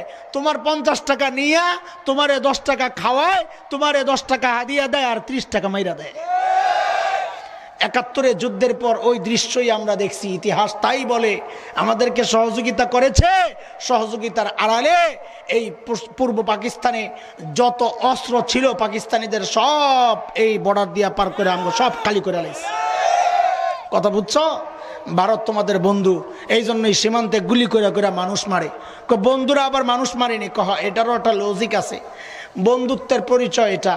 দেশে নিত্য প্রয়োজনীয় দ্রব্যের কত দাম, জিনিসের দাম কখন বাড়ে, যখন প্রয়োজনের তুলনায় জিনিস কম হয়, মানুষ বেশি জিনিস কম। তো এই জন্যে বন্ধুরা সীমান্তে গুলি করে করে মানুষ মারে যাতে জিনিসপত্রের দাম কমে যায়। কি সুন্দর বন্ধু তোমাদের। ভালো করে বন্ধু বানাও, সময় মতন আসার ঠিকই মারবো। দোস্ত মোহতারাম, এতক্ষণ আপনাদেরকে কি বুঝালাম? শয়তান মানুষকে এক পদ্ধতিতে ধোঁকা দেয় না, এটা বুঝে আসছে? পুরা বুঝে আসছে? আরে কথা কোন বুঝে আসছে? এতক্ষণ আমি বাজারে ছিলাম। কোথায়? আমার আলোচনা শুরু হয় নাই, আমি তো এতক্ষণ বাজারে ছিলাম। কোথায় বলেন? কোথায়? হ্যাঁ, এইবার আপনাদেরকে দস্তরখানে আনতে চাই। কি আলোচনা? আজকের আলোচনার বিষয় কি? আজকের আলোচনার বিষয় হচ্ছে শয়তান মানুষকে যুগে যুগে কোরআন থেকে দূরে সরাইতে চায়, কিন্তু পদ্ধতি এক হয় না। ওই যুগের আবু জাহেলদেরকে দিয়া শয়তান মানুষকে কোরআন থেকে দূরে সরাইছে। পদ্ধতি ছিল ওই বক্তব্য ডাইরেক্ট, লা তাসমাউ লিহাযাল কোরআন ওয়ালগাউ ফি, এ তোমরা কোরআন শুনবা না, কাউকে শুনতে দিবা না। এটা ছিল ওই যুগের সিস্টেম। আপনি কি মনে করতেছেন শয়তান এই যুগেও মানুষকে কোরআন থেকে একই সিস্টেমে দূরে সরাবে? জি না, শয়তান বাটপার। এই জন্যে সময়ের একজন আলেম হিসেবে আপনাদের চোখে আঙ্গুল দিয়ে দুই একটা উদাহরণ দিয়ে বুঝাইয়া দিয়ে আপনাদেরকে জাগায়া তুলি যে এই যুগে শয়তান কোন কোন পদ্ধতিতে মানুষকে কোরআন থেকে দূরে সরাইতে চায়। এটা হচ্ছে আলোচনার বিষয়। বুঝে আসছে কথা? আমার হাতে অনেক উদাহরণ, কিন্তু অত উদাহরণ দেওয়ার সময় আমার নাই। রাত অনেক হয়েছে, আরো মোহতারামরা আসবেন, বয়ান আপনারা শুনবেন। আমি একটা উদাহরণ দিব, খালি একটা উদাহরণ, যুগের সাথে তাল মিলাইয়া একটা উদাহরণ দিব খালি। আপনি এই একটা উদাহরণই ভালো মতো উপলব্ধি করেন, তাইলে এই উদাহরণ থেকে আপনি বহু উদাহরণ নিচে বের করতে পারবেন। উদাহরণ কয়টা? একটা। এই উদাহরণটা বুঝার আগে আমার সাথে একটু কথা বলেন। আপনারা আমার সাথে কথা বলেন। এই জায়গায় ধানের শীষে ভোট দেয় এমন কেউ তো নাই? আছে? আপনারা এলাকা সাইডে এখনো পালান নাই, আপনার কলিজাররা বড় আছে। নৌকায় ভোট দেয় এমন তো কেউ নাই? তাও আছে। আচ্ছা, এরশাদ কাকুর মার্কা লাঙ্গল, ওই দলের দুই একজন আসেনি? তাও আছে। আচ্ছা, দাড়ি পাল্লা আসেনি? তাও আছে। বলে না, জ্বরে ডরায়। আছে না? আচ্ছা, আছে। হাত পাখা আসেনি দুই একজন? তাও বলে আছে। কি বোঝা গেল? এটা হচ্ছে বাংলাদেশের স্বাভাবিক চিত্র। ময়দানে, রাজপথে, ভোট কেন্দ্রে এক একজন এক এক জায়গায় ভোট দেয়, এক একজন এক এক দল করে, কিন্তু যখন কালিমার সামিয়ানা টানানো হয় তখন কোনো দল থাকে না, আমরা সব এক হইয়া কালিমাওয়ালা হয়ে যাই। কথা ঠিক কিনা? যদি এটা ঠিক হয় তাহলে সামনের কথাটা ভুল বুঝার কারণ হবে না। নাইলে সামনের কথাগুলারে অনেকে মনে করবে রাজনৈতিক আলোচনা করলো হুজুরে। এইরকমটা আশা করি নাই মাওলানার কাছে। ও দোস্ত, আসলে আমি রাজনৈতিক আলাপ করি নাই। এখন বড় সমস্যা, একটু জোরে কথা বলে রাজনীতির আলাপ করে। তো আমি অনেক চিন্তা করছি রাজনীতির আলাপ কোনটা। পরে বহু চিন্তা করে আমার রাস্তা ক্লিয়ার হয়েছে। রাজনীতির আলাপ হইল যেই আলাপটা আমার বিরুদ্ধে যায়, যেই আলাপটা, যে সুদ খায় সুদের ওয়াজ করবেন কইব হুজুরের রাজনীতির আলাপ করে, যে ঘুষ খায় ঘুষের বিরুদ্ধে ওয়াজ করবেন বলবে হুজুরের রাজনীতির আলাপ করে, যার বউ রাস্তায় ল্যান্ড হইয়া ঘুরে পর্দা করে না আপনি পর্দার পক্ষে কথা বলবেন বলবে হুজুর রাখা যাবে না, হুজুর রাজনীতির আলাপ করে। কথা ঠিক? আচ্ছা, আমি যে আলাপ করবো এটা রাজনীতির আলাপ না। ও মুসলমান, এটা তোমার ইমানি চেতনা জাগানিয়া আলাপ। একটু মনোযোগ দিয়ে শোনো। আমি তিনটা উদাহরণ দিব শুরুতে, তারপর আমার মূল উদাহরণটা পেশ করব। ওই মূল উদাহরণ বুঝার আগে, মূল উদাহরণ কিসের? এই যুগে শয়তান মানুষকে কোরআন থেকে কেমনে দূরে সরায়, এটা হচ্ছে মূল উদাহরণ। এটা বোঝানোর জন্য আপনাদেরকে আরো তিনটা উদাহরণ দিব, বুঝেন। বাংলাদেশে স্কুল কলেজগুলোতে 26শে মার্চ, 16ই ডিসেম্বর স্বাধীনতা দিবস কেন্দ্রিক যেই দিনগুলো আছে, এই দিনগুলোতে বিভিন্ন স্কুলে কলেজে খেলাধুলা ক্রীড়া প্রতিযোগিতা হয়। হয় হয় হয় কথা কন, হয় হয়। এই খেলাধুলার মধ্যে এখন একটা নতুন ইভেন্ট, একটা বিষয় আমরা লক্ষ্য করছি, সেটা হচ্ছে যেমন খুশি তেমন সাজো। আছে কিনা? যেমন খুশি তেমন সাজো। বাচ্চাদেরকে দেওয়া হয় যে তোমার যেমন ইচ্ছা এমন সাজ্জা আসো, যার সাজাটা যত পারফেক্ট হবে সে পুরস্কার পাবে। এটা হচ্ছে খেলার বিষয়। আমরা লক্ষ্য করতেছি এই যেমন খুশি তেমন সাজোর মধ্যে এখন নতুন একটা আইটেম চালু হয়েছে। ছোট্ট ছোট্ট বাচ্চাদেরকে সাজায় দেয় বড়রা। কি সাজায়? একটা ছোট্ট মেয়ে বাচ্চাকে শাড়ি টাড়ি পরাইয়া যুবতী মেয়ে সাজায়, আর একটা ছোট্ট বাচ্চাকে টুপি আর দাড়ি লাগাইয়া হুজুর সাজায়, কি মৌলবী। এরা বিচারক আর অডিয়েন্সের সামনে, দর্শকদের সামনে নাটক টাটক করে দেখায়। কি নাটক দেখায়? ওই যে পিচ্চি দাড়িওয়ালা আর টুপিওয়ালা পিচ্চিটা, এইটা হচ্ছে ওই যুবতী মেয়ের কাপড় ধরে টানে, ওয়া চিৎকার করে বাঁচাও বাঁচাও। মানে কি? তারা বুঝাচ্ছে এটা হচ্ছে 71-এর চিত্র। 71-এ এইরকম রাজাকাররা এই মা বোনের ইজ্জত এইভাবে নষ্ট করছে। এটা হলো উদাহরণ নাম্বার 1। মাথায় ঢুকান কথাটা।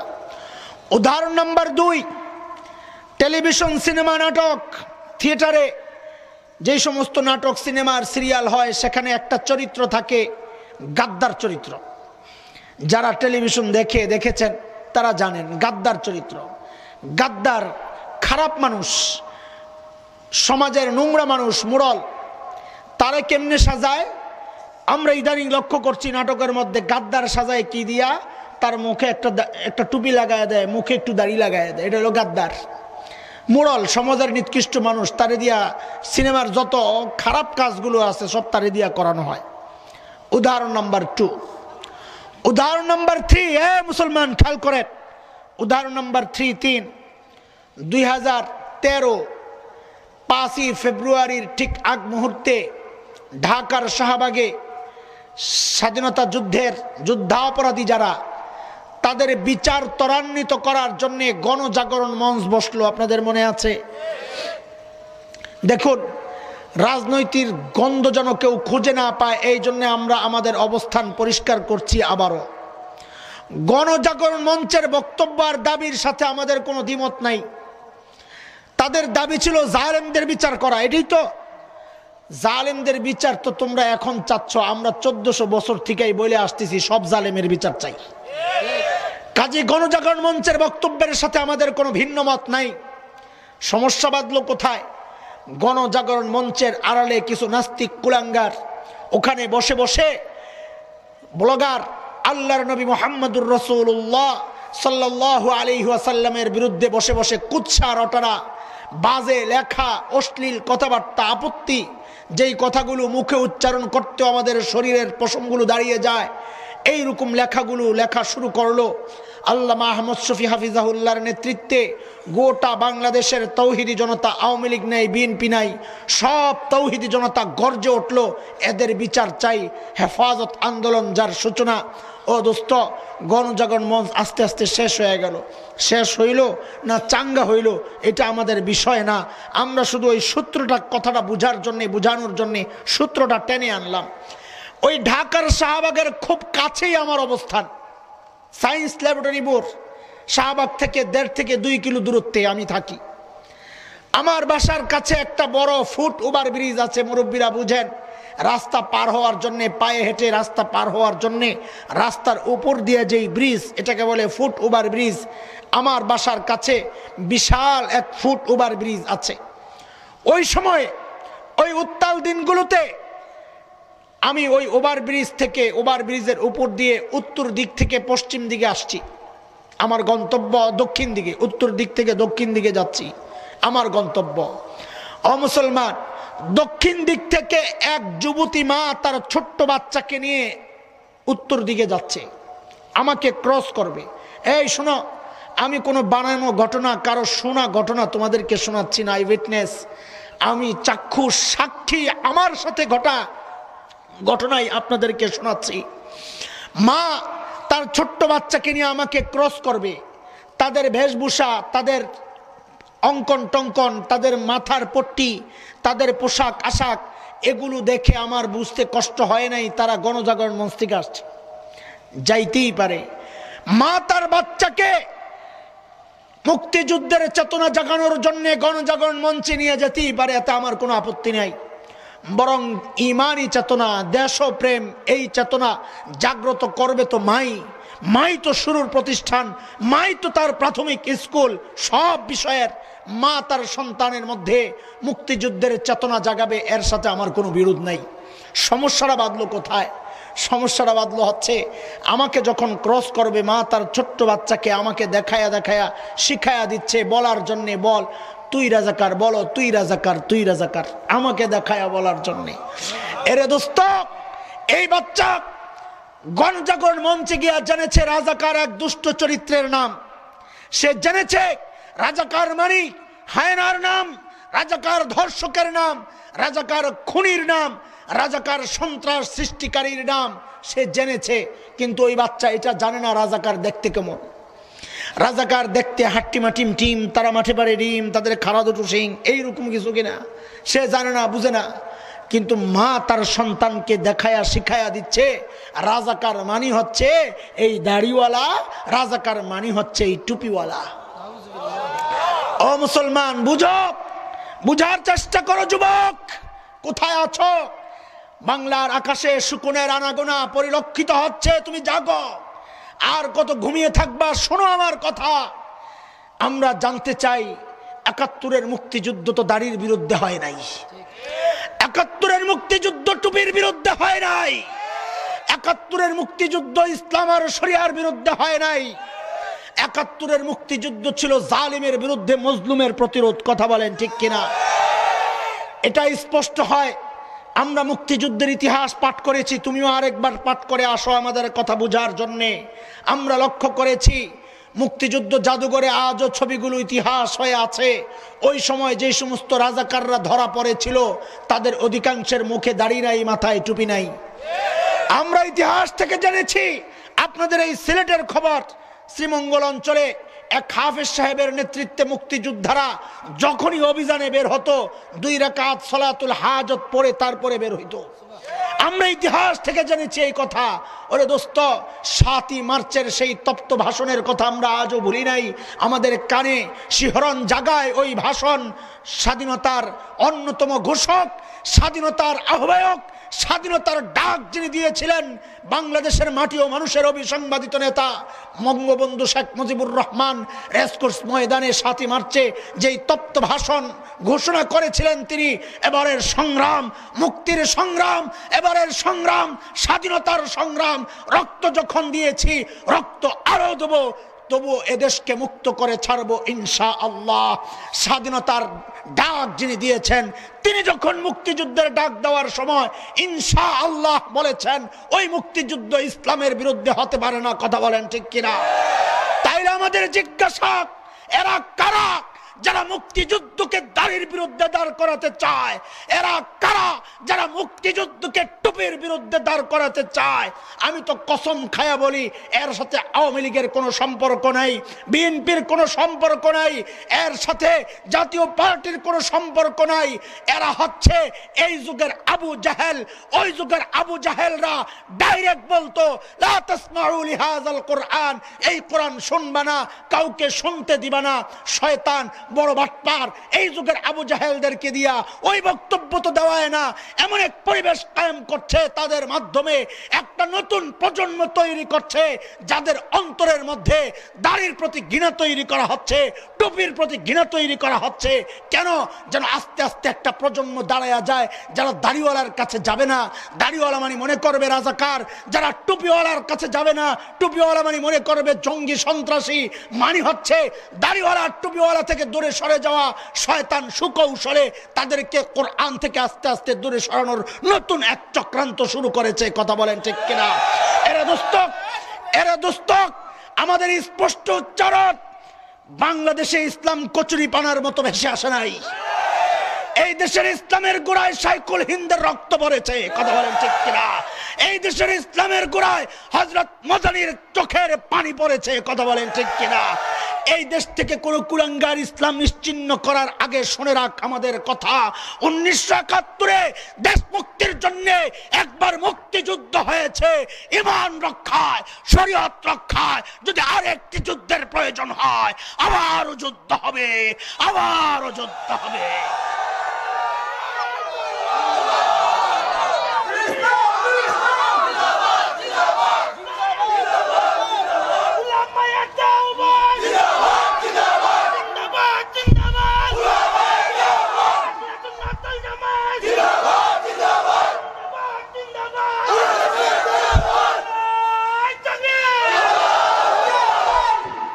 এই চক্রান্ত নতুন নয়।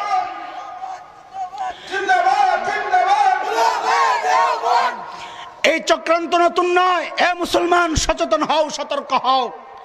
এই চক্রান্ত নতুন নয়। 1757 ইতিহাস তোমাদের পড়া দরকার। এ যুবক, ইতিহাস পড়ো। এ মাদ্রাসার ছাত্র, ইতিহাস পড়ো। তোমার অতীত জানো। না জানলে তুমি তো সচেতন আর সতর্ক হতে পারবা না। শকুন কিন্তু মাথার উপরে আনাগোনা শুরু করেছে।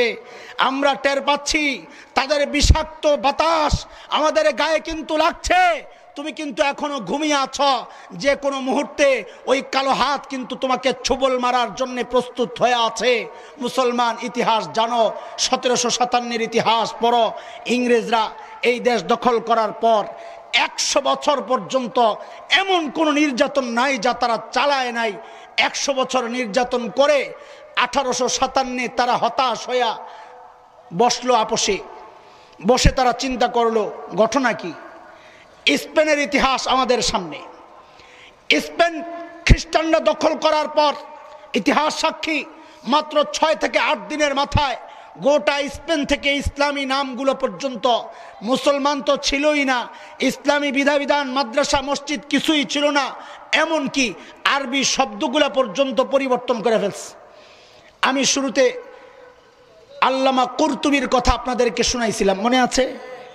আল্লামা কুরতুবী তো সেই স্পেনের মানুষ, সোনালী ইতিহাস।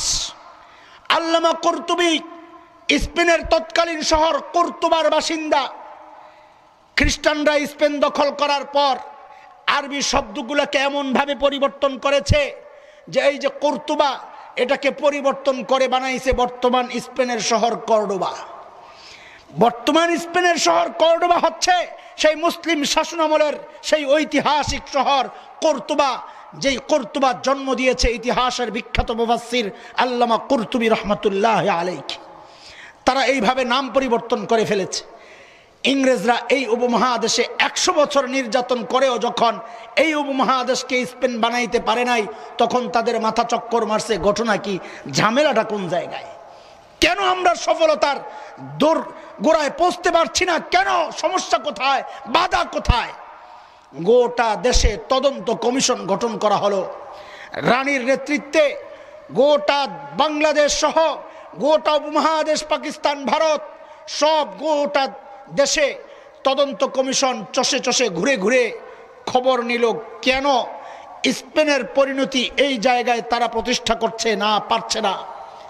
তদন্ত কমিশন সরকারের কাছে রিপোর্ট জমা দিল, 3টা সুপারিশ দিল যে এই 3 সুপারিশ বাস্তবায়ন করেন তাইলেই এই উপমহাদেশকে স্পেন বানানো সহজ হয়ে যাবে। সুপারিশ কয়টা? কথা বলেন কয়টা? 1 নম্বর সুপারিশ ছিল মুসলমানদের বুক থেকে কোরআনকে সরাইয়া দাও। এটা ছিল 1 নম্বর সুপারিশ। মারণ আসছেন? আচ্ছা আলহামদুলিল্লাহ, আমি শেষ করে দেব, ঠিক আছে। আহলান সাহলান।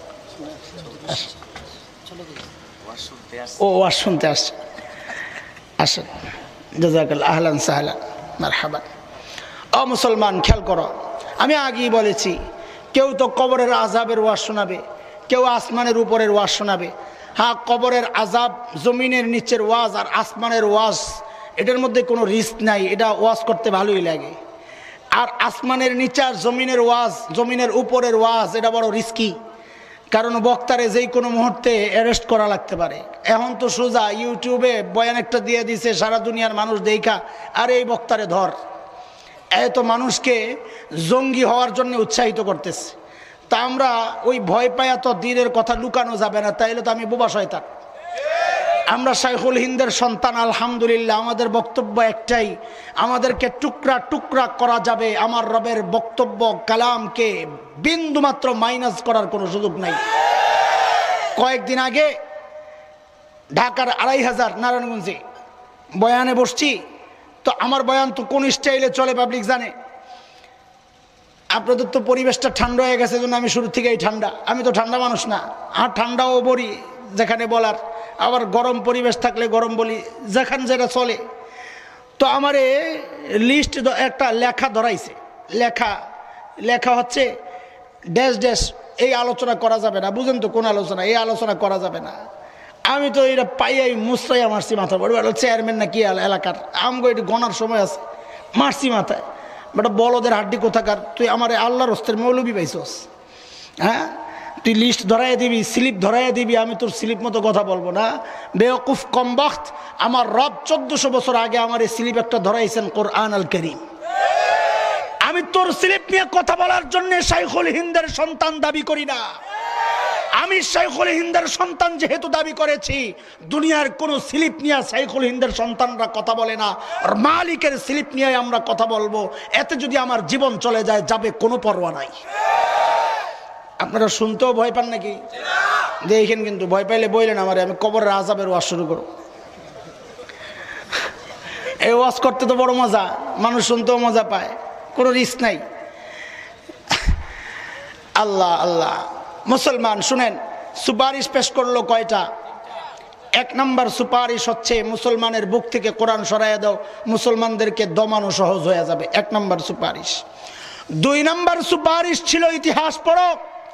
2 নম্বর সুপারিশ ছিল কোরআনের ধারক বাহক শিক্ষক উলামায়ে কেরামকে হত্যা করো, মুসলমানদেরকে দমানো সহজ হয়ে যাবে। এটা ছিল 2 নম্বর সুপারিশ। 3 নম্বর সুপারিশ ছিল মুসলমানদের ভিতরে অপসংস্কৃতি ঢুকায়া দাও, আমাদের তাহজিব, আমাদের তামাদ্দুন, আমাদের সংস্কৃতি, আমাদের সভ্যতা ঢুকায়া দাও। মুসলমানদের সভ্যতা মুসলমান ভুলে গেলে, গাজী সালাউদ্দিন আইয়ুবী একটা বক্তব্য দিয়েছিলেন, কোন জাতিকে যদি তার আখলাক আর চরিত্র যদি ধ্বংস করতে পারো, তাকে পরাজিত করার জন্য যুদ্ধ লাগে না, তাকে এমনি হারানো যায়। মুসলমানদের চিন্তা চেতনা ধ্বংসের জন্য অপসংস্কৃতি ঢুকায় দেওয়ার চক্রান্ত হয়েছে। 3টা সুপারিশ পেশ করা হলো। ইতিহাসের বিখ্যাত বীর মাওলানা জাফর থানিশ্বরী রহমতুল্লাহ আলাই, হাজী আমদাদুল্লাহ মুহাজির মক্কির নেতৃত্বে যারা যুদ্ধ জিহাদ করেছেন, ওই একজন বীরের নাম হচ্ছে মাওলানা জাফর থানিশ্বরী রহমতুল্লাহ আলাই। তখন তারা কি নির্যাতনগুলো চালিয়েছিল তার একটা ইতিহাস তিনি লিখেছেন, নাম দিয়েছেন তারিখে কালাপানি, কালাপানির ইতিহাস। ও দোস্ত, এটা বাংলায়ও তর্জমা বের হয়েছে, ইন্টারনেটেও গুগলে সার্চ দিলে পাওয়া যায়। আমি তো যুবকদেরকে আহ্বান করব, তোমরা তোমাদের গোড়ার খবর নাও, ইতিহাস পড়ো, তারিখে কালাপানি পড়ো, তাইলে বুঝবা তুমি এই দেশে ভাড়াটিয়া না, তুমি বাংলাদেশে ভাইসা আসো নাই। তোমার আকাবির আসলাফের রক্তের পিচ্ছিল রাস্তায় এদেশের মানুষ স্বাধীনতা ভোগ করতেছে। কথা কম ঠিক কিনা?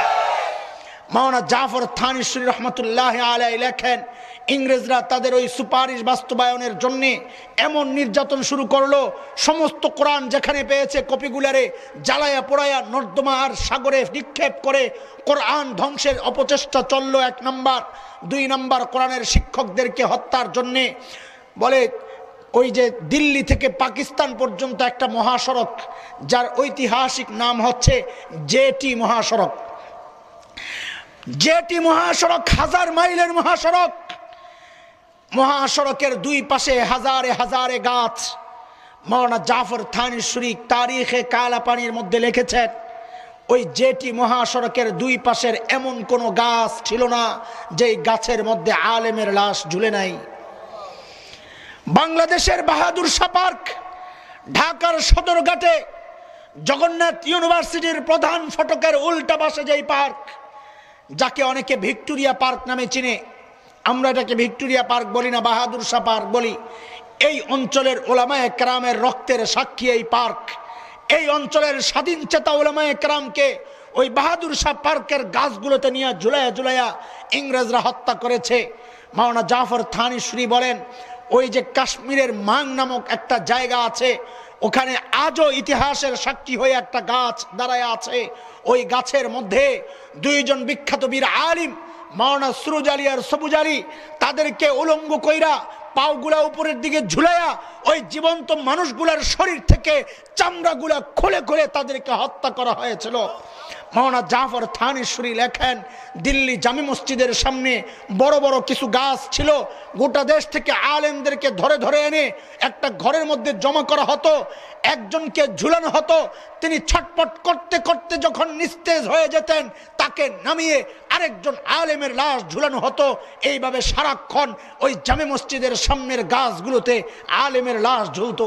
মাওলানা জাফর থানিশ্বরী রহমতুল্লাহ আলাইহি লেখেন, আমাদের কয়েকজনকে দিল্লি জামে মসজিদের সামনে থেকে অ্যারেস্ট করা হয়, আমাদেরকে লাহোর কোর্টে ওঠানো হয়।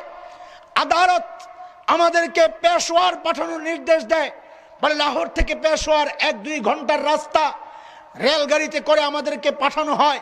পাঠানোর সময় ডাব্বাগুলার ভেতরে আমাদের জন্য স্পেশাল খাঁচা তৈরি করা হয়, যেখানে একজন মানুষ সোজা শটান বসতে পারে, হেলান দিতে পারে না, শুইতে পারে না, দাঁড়াতে পারে না, সোজা এইভাবে বসা। ডানে লোহা চোক্কা শলাকা, বামে চোক্কা শলাকা, সামনে চোক্কা শলাকা, পিছনে চোক্কা শলাকা। বলে একটু সামনে গেলে লোহা ঢুকে, পিছনে গেলে লোহা ঢুকে, ডানে গেলে লোহা ঢুকে। রেলগাড়ি তো হেলে ধুলে, বলে রেলগাড়ির হেলে ধুলার তালে তালে আমাদের শরীরে ক্ষত বিক্ষত হচ্ছে। বলে 1-2 ঘন্টার রাস্তা, এইভাবে আমাদেরকে 1 মাস ঘুরাইয়া তারপর পেশোয়ার কোর্টে ওঠানো হয়। এই 1 মাস খাবার পানি ছাড়া আমাদেরকে কোনো পানি দেওয়া হয় নাই, ওযু ইস্তিনজার পানি দেওয়া হয় নাই। পেশাব পায়খানার দুর্গন্ধে একজন মানুষ মৃত্যুবরণ করার কথা। আল্লাহর ফজল ও করম আমরা বেঁচেছিলাম আল্লাহর সাহায্যে। শরীর রক্তাক্ত, ঘামে দুর্গন্ধে, অবস্থা নাজুক। আমাদেরকে যখন পেশোয়ার কোর্টে ওঠানো হয়, আদালত আমাদের বিরুদ্ধে রায় দেয়, ফাঁসির রায় ঘোষণা করে। বলে ফাঁসির রায় ঘোষণার সাথে সাথে আমরা সবাই আনন্দে চিৎকার করে বলে উঠলাম, আল্লাহু আকবার, আল্লাহু আকবার। বিচারক তো চমকায় গেছে, আরে দিলাম ফাঁসি, এরা দেখি আনন্দ প্রকাশ করতেছে, এটা কোন জাতি? জিজ্ঞেস করা হলো, কিরে ভাই, তোমাদেরকে ফাঁসির রায় দেওয়া হলো, মৃত্যুদণ্ড দেওয়া হলো, অথচ তোমরা আনন্দ প্রকাশ করছো, ঘটনা কি? তো তারা জবাব দিল, মাওলানা জাফর থানিশ্বরী বলেন, আমরা জবাব দিলাম 2 কারণে আমরা আনন্দ প্রকাশ করছি। একটা কারণ হচ্ছে ওই যে বিলাল হাবশী রাদিয়াল্লাহু তাআলা আনহুর বক্তব্য, আল্লাহর রসুলের সাহাবী, আশিকে রসুল, আল্লাহু আকবার। হযরত বিলালের চেহারা তত সুন্দর ছিল না, হাবশার মানুষ ছিলেন। হাবশা হচ্ছে বর্তমান দুনিয়ার মানচিত্রের লোহিত সাগরের পশ্চিম পার, আফ্রিকার কোনা, ইথিওপিয়া ইরিত্রিয়া যেই অঞ্চল, ওই অঞ্চলটা হচ্ছে হাবশা। হাবশা, ইথিওপিয়া ইরিত্রিয়া, কালো মানুষের চেহারার কাটিংও তো অনেকের সুন্দর হয়, কিন্তু ওই ইথিওপিয়া ইরিত্রিয়ার অঞ্চলের মানুষের চেহারার কাটিংও সুন্দর না।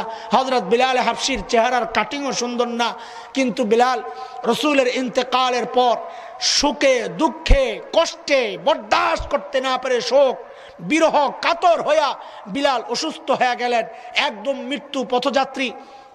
হঠাৎ সবাই লক্ষ্য করলো মৃত্যুর আগ মুহূর্তে বিলাল হাবশীর চেহারার মধ্যে আনন্দের ঢেউ খেলতেছে, আলো ঝলমল চেহারা। লোকজন জিজ্ঞেস করলেন, বিলাল কি হইল আপনার? হঠাৎ চেহারার মধ্যে নূর, আনন্দ, ঢেউ খেলতেছে আনন্দের, বিষয় কি বিলাল? হযরত বিলাল জবাব দেন, গাদান নালকা মুহাম্মাদান ওয়া আসহাবাহ। আল্লাহু আকবার।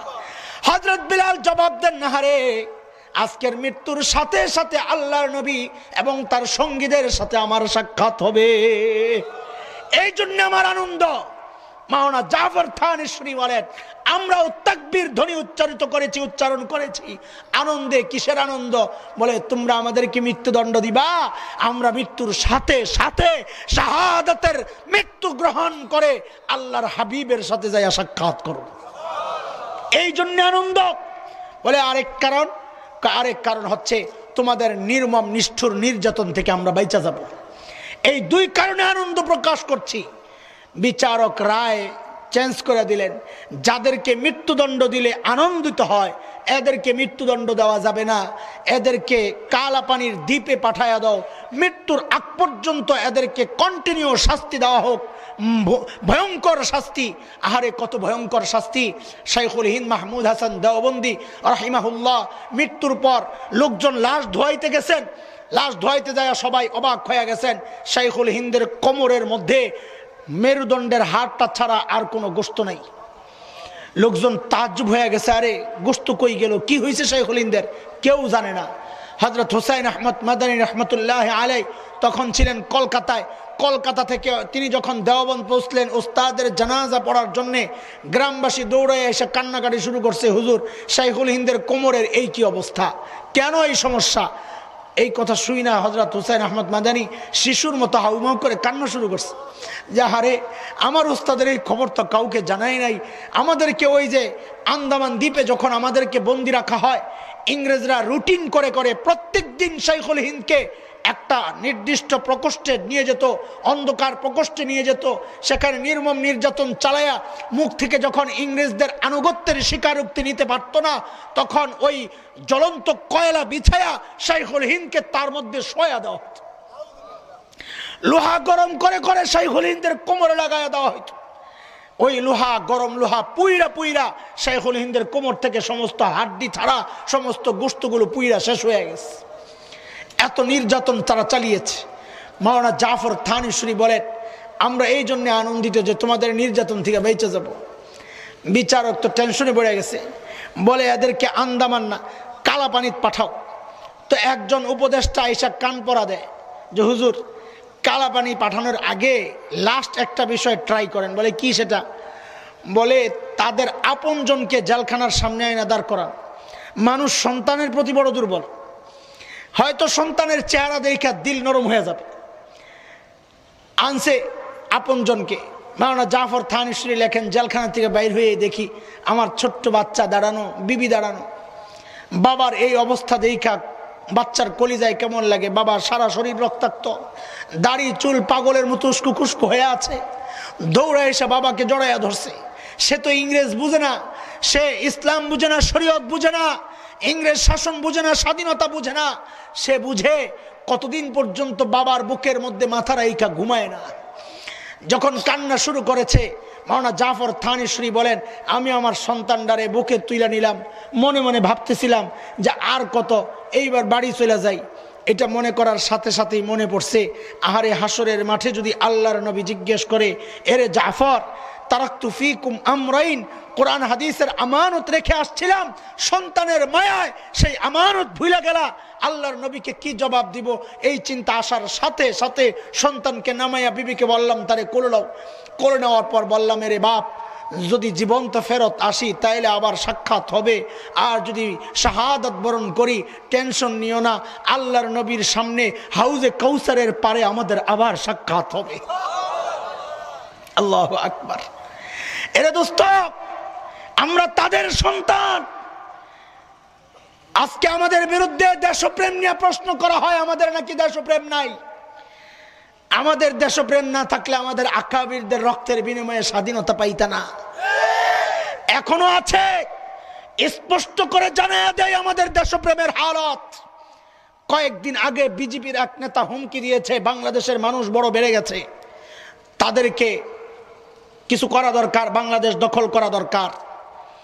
আমরা বলেছি আমরা দেশকে ভালোবাসি, ইঞ্চি ইঞ্চি জমিনকে সোনার চাইতে খাঁটি মনে করি। কথা কোন ঠিক কিনা? এই দেশ দখল করবা, ওয়েলকাম, মোস্ট ওয়েলকাম, আসো আসো। মনে করছো ক্রিকেট খেলার টাইগারেরা, নখদন্তহীন টাইগার, দুর্বল টাইগার মনে করছো ক্রিকেট খেলার? আরে ওই দুর্বলদেরকে হারাইতে গেলেও তোমাদের 13 জন খেলোয়াড় লাগে, আমরা দেখছি। 11 জন খেলোয়াড় 2 জন আম্পায়ার লাগে, কথা কন ঠিক কিনা? এগুলারে সেই দুর্বল টাইগার মনে করছো? এই চেহারাগুলোর দিকে তাকায় দেখো, এগুলা সেই টাইগার না, এগুলা শাইখুল হিন্দের রুহানি সন্তান টাইগার। এরা যতদিন এই জমিনে থাকবে কুলাঙ্গার, শুনে রাখ, আমার জমিন দখল করবি থাক দূরের কথা, এই জমিনে ঢোকার আগে আমাদের একটা সোনালী ইতিহাস আছে, ওই ইতিহাস আরেকবার পাঠ করে আসিস। আমাদের ইতিহাস হচ্ছে এই উপমহাদেশে উলামায়ে দেওবন্দের রক্ত যখন পড়েছে ব্রিটিশ লাল কুত্তারা পালাতে বাধ্য হয়েছিল। আমাদের ইতিহাস হচ্ছে উলামায়ে দেওবন্দের রক্ত যখন আফগানিস্তানের জমিন স্পর্শ করেছিল রাশিয়ার শ্বেত ভল্লুকেরা পালাতে বাধ্য হয়েছিল, কথা বলেন ঠিক কিনা? এই দেশ দখল করতে আসবা, আসো, পাও দিয়া দেখো, তোমাদের দাদার বাবুরা তারা তো পালাতে পেরেছিল, একবার খালি বাঘের গুহায় পাও দিয়া দেখ, একটা কুলাঙ্গারকে পালাতে দেওয়া হবে না, পালাতে দেওয়া হবে না।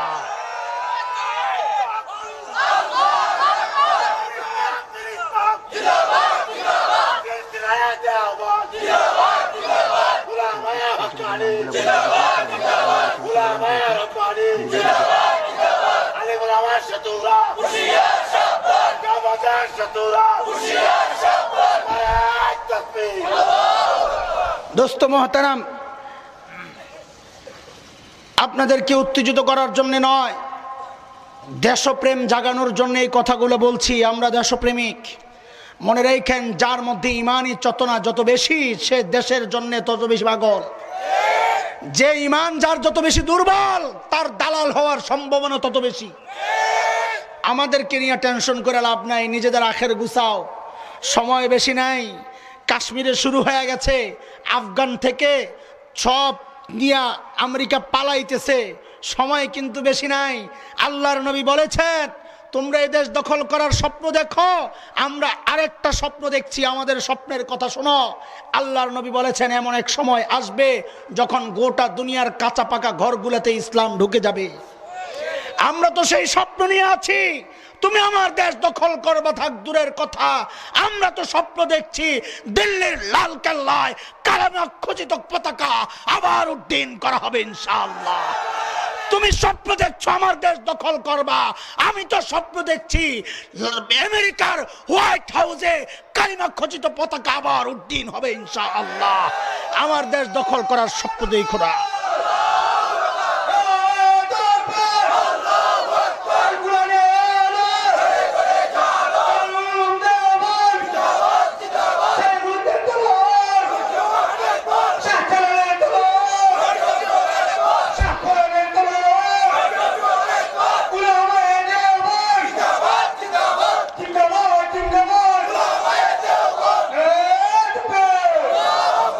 মোহতারাম হাজরিন, আমার শেষ কথা আপনাদের কাছে, বিশেষ করে যুবকদের উদ্দেশ্যে। রে যুবক ভাই, দেশকে যদি ভালোবাসো, ইমান আর শরীয়তকে যদি ভালোবাসো, তো সচেতন হও, সতর্ক হও। আমি তোমাদের ভাই হিসাবে, শয়তান বর্তমান সময়ে মানুষকে কোরআন থেকে কোন লাইনে দূরে সরায় আঙ্গুল দিয়ে একটু দেখায়া গেলাম। এইবার তুমি চোখ ফিরাইতে থাকো, দেখবা তুমিও অনেক রাস্তা বাইরে পাওয়া যাবা যে শয়তান মানুষকে কোন কোন চক্রান্তের মধ্যে জড়াইয়া দিচ্ছে। সচেতন হও, সতর্ক হও ইনশাআল্লাহ। যুবক, তুমি জেগে গেলে জিতে যাবে বাংলাদেশ ইনশাআল্লাহ। তুমি জেগে গেলে জিতে যাবে বাংলাদেশ। ও যুবক, তুমি জেগে গেলে জিতে যাবে ইসলাম ইনশাআল্লাহ। তুমি জেগে যাও, আর ঘুমিয়ে থেকো না। ওই অলসতার ঘুম ভাঙ্গো, অলসতার ঘুম ভেঙ্গে আল্লাহর নবীর উম্মত হিসাবে, শাইখুল হিন্দের রুহানি সন্তান হিসাবে তাদেরকে জানায়া দাও, আমরা এখনো জেগে আছি অতন্দ্র প্রহরী হয়ে ইনশাআল্লাহ। আল্লাহ তাআলা এই মাহফিল যারা আয়োজন করেছেন, আমি তাদের জন্য দোয়া করি। বিশেষ করে দেলোয়ার ভাইয়ের আব্বা মৃত শফিকুল ইসলাম, তার জন্য দোয়া চাওয়া হয়েছে। এত সুন্দর আয়োজন যারা করলেন, আমাদের যদিও আসতে একটু দেরি হয়েছে, তারপরে আপনারা ধৈর্যের সাথে লম্বা আলোচনা শুনেছেন, আপনাদের জন্য দোয়া করি। পীর সাহেব অসুস্থ, পীর সাহেবের জন্য দোয়া করি।